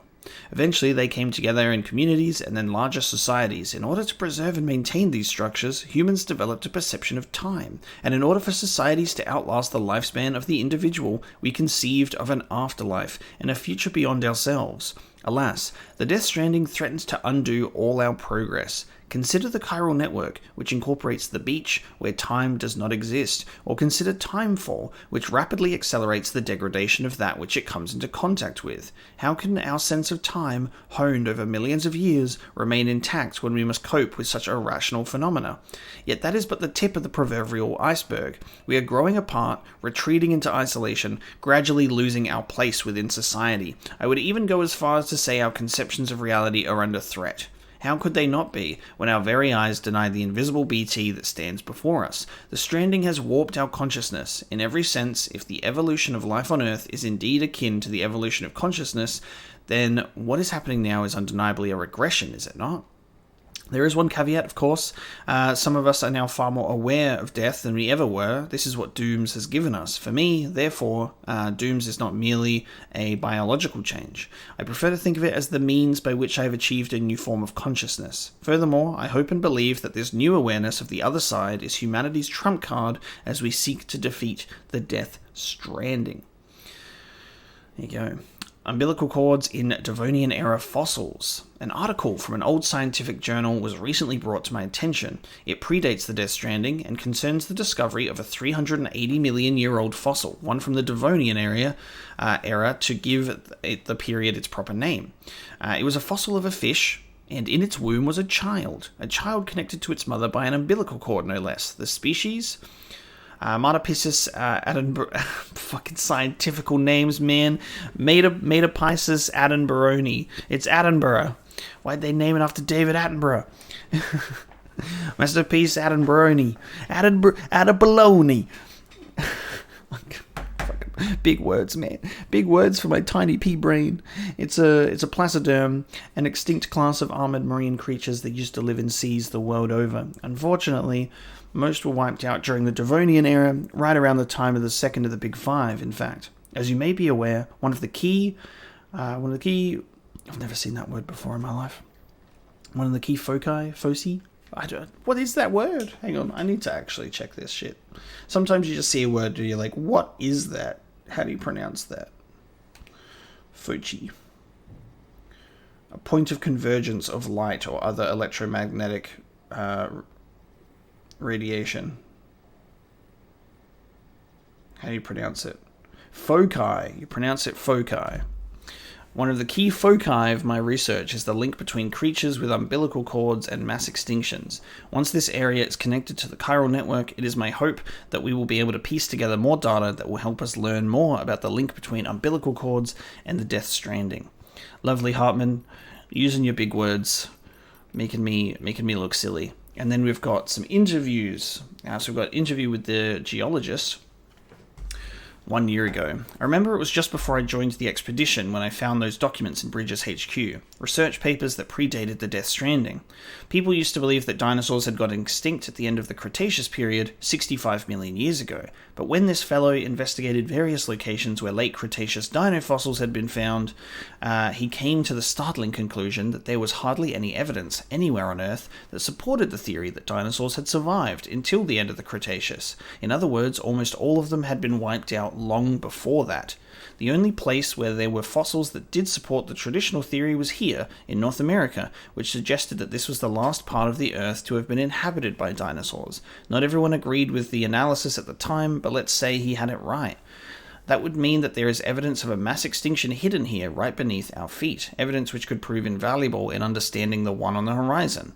Did the dinosaurs who happened to live here just get lucky, or is there something special about this place that allowed them to survive? I'd love to get to the bottom of it, but I'm not sure I have what it takes. I'm not like Hartman. I don't have dooms or any other unique traits. Still, I want to make myself useful. I want to research the Stranding and help uncover the truth behind it. That's why I joined the expedition team, after all. I've got the paleontologist. In the period since the very first forms of life arose here on Earth, the planet has witnessed a number of mass extinctions, and as you've no doubt aware, the most significant of these are known as the Big Five. The first marked the end of the Ordovician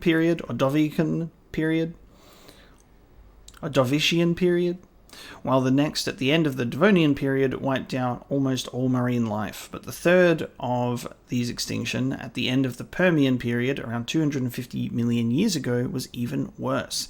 96% of all marine organisms and 70% of land organisms died as a result.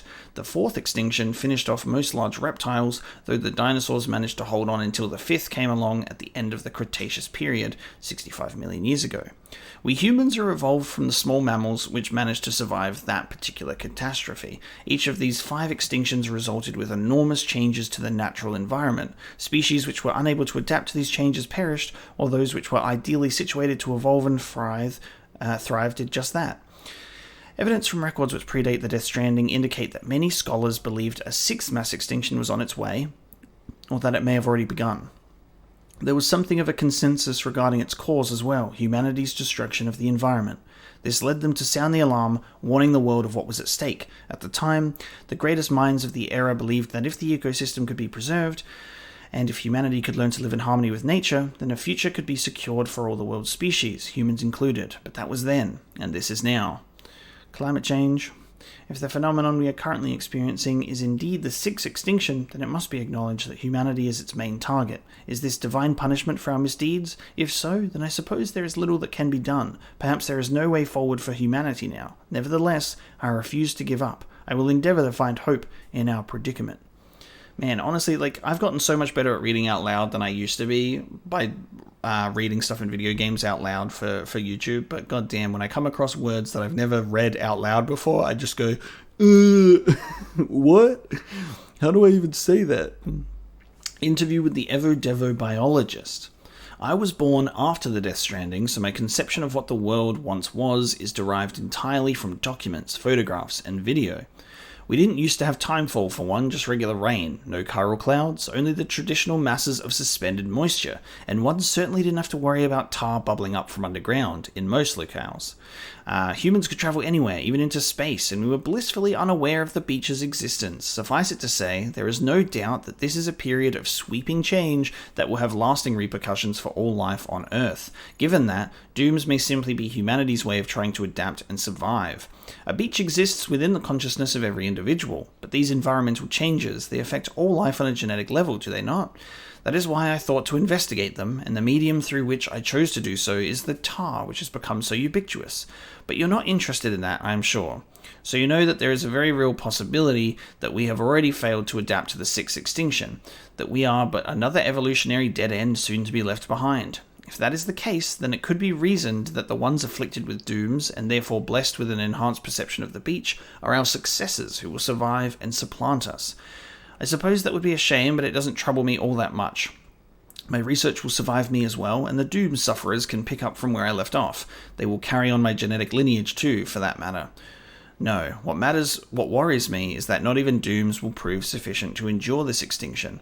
If that is the case, then humanity is doomed. It's certainly a possibility we have to acknowledge. But more than that, one question looms above all. Why? Why now? Why like this? That's what I want to know more than anything. Somehow, I doubt the dinosaurs and all the other species that came and went ever considered that question. Worrying over the reason for this, and that is a uniquely human condition, I suppose, yet this idle curiosity may be the key to understanding and overcoming the stranding. And we also have from the Evo Devo biologist. No, we don't. It's from Aaron Hill. We got both these at the same time. I assumed it would be from Evo Devo. This is actually from Aaron Hill, Mountain Knot City. Tar bubbles up from the beach. I'd heard this area was pretty inhospitable before I got here. Got your fair share of mountains, obviously, and on top of that, there were all these rumors about a secret terrorist base or something. So I figured I was in for a bad time, but when me and the team got here, yeah, it was way worse than what we thought. Felt like we could get jumped any second, you know? I tell you what, though, I couldn't believe my eyes when I saw all the tar out west. Wondered how the hell Amelie and her team made it through, but someone said it wasn't nearly as bad when they made the trip. I was sent out to take a closer look, and man, it was something else, and it hadn't been that long either. Hard to imagine all that bubbled up damn near overnight. Honestly, it felt like I was standing at the edge of the world. We don't know much about the tar, except it wasn't around before the stranding, same as timefall and chiralium. There's some speculation that it might be some byproduct of the beach, and that if you could somehow retrace the flow, you'd end up there, but that's all theoretical stuff. Right now, we've got a practical problem to deal with. One of the chiral relays we built is at risk of going under any moment. We don't have the manpower to relocate it yet, but we should once the second expedition shows up. Whether we can wait that long is another question, though. Maybe you could tell them to get their asses in gear if you get the chance. There you go. So those are our interviews. And now we'll read our mail. Goddamn, Peter wants pizza. Peter wants pizza. We're going to have to do that next time, obviously, same as the test order for the cube. Sam, do you recall the handprint you brought me? Well, I hope you're sitting down, because when I analysed it, I discovered it was 65 million years old. Cretaceous period. When the dinosaurs became extinct is when it dates back to. I fear that perhaps it was just the rock, and the handprint itself has been added much later, but that seems not to be the case. Could someone have travelled through time via the beach in order to leave it? If not, how could it possibly have been made? I plan to look into the matter further, and will get in touch when I learn more. If you happen to stumble across anything that might shed light on this mystery, you'll let me know too, won't you? Let us time travel to the Cretaceous period on a beach and fight dinosaurs. Oh, we literally have the craftsman with an email. BTs that aren't affected by your blood. There we go. This is the explanation that I needed when we were going through that area previously. How are things, Sam? Have you hit the coast yet? You can't be far off, I'll bet. You'll be pleased to hear that the local porters are doing their best in your absence, and those hermetic grenades you brought are making a huge difference. Speaking of all things hermetic, though, we've received a report that suggests there are some BTs out there that aren't affected by your blood. The BT in question glowed bright red, apparently, and the poor porter who ran into it barely lived to tell the tale. He'd brought plenty of hermetic grenades with him, but they didn't seem to do the trick. As you can imagine, this is a seriously concerning development. I mean, your blood was the only weapon we had against those things. What are we supposed to do now? Sure, they're bound to have some kind of vulnerability we can exploit, but how many of us are going to have to die finding out what that might be? Anyway, consider yourself warned, Sam. Yes, we are warned and we will be prepared if we ever encounter them. From now on. Be careful out there, okay? I just thrown so many grenades at it.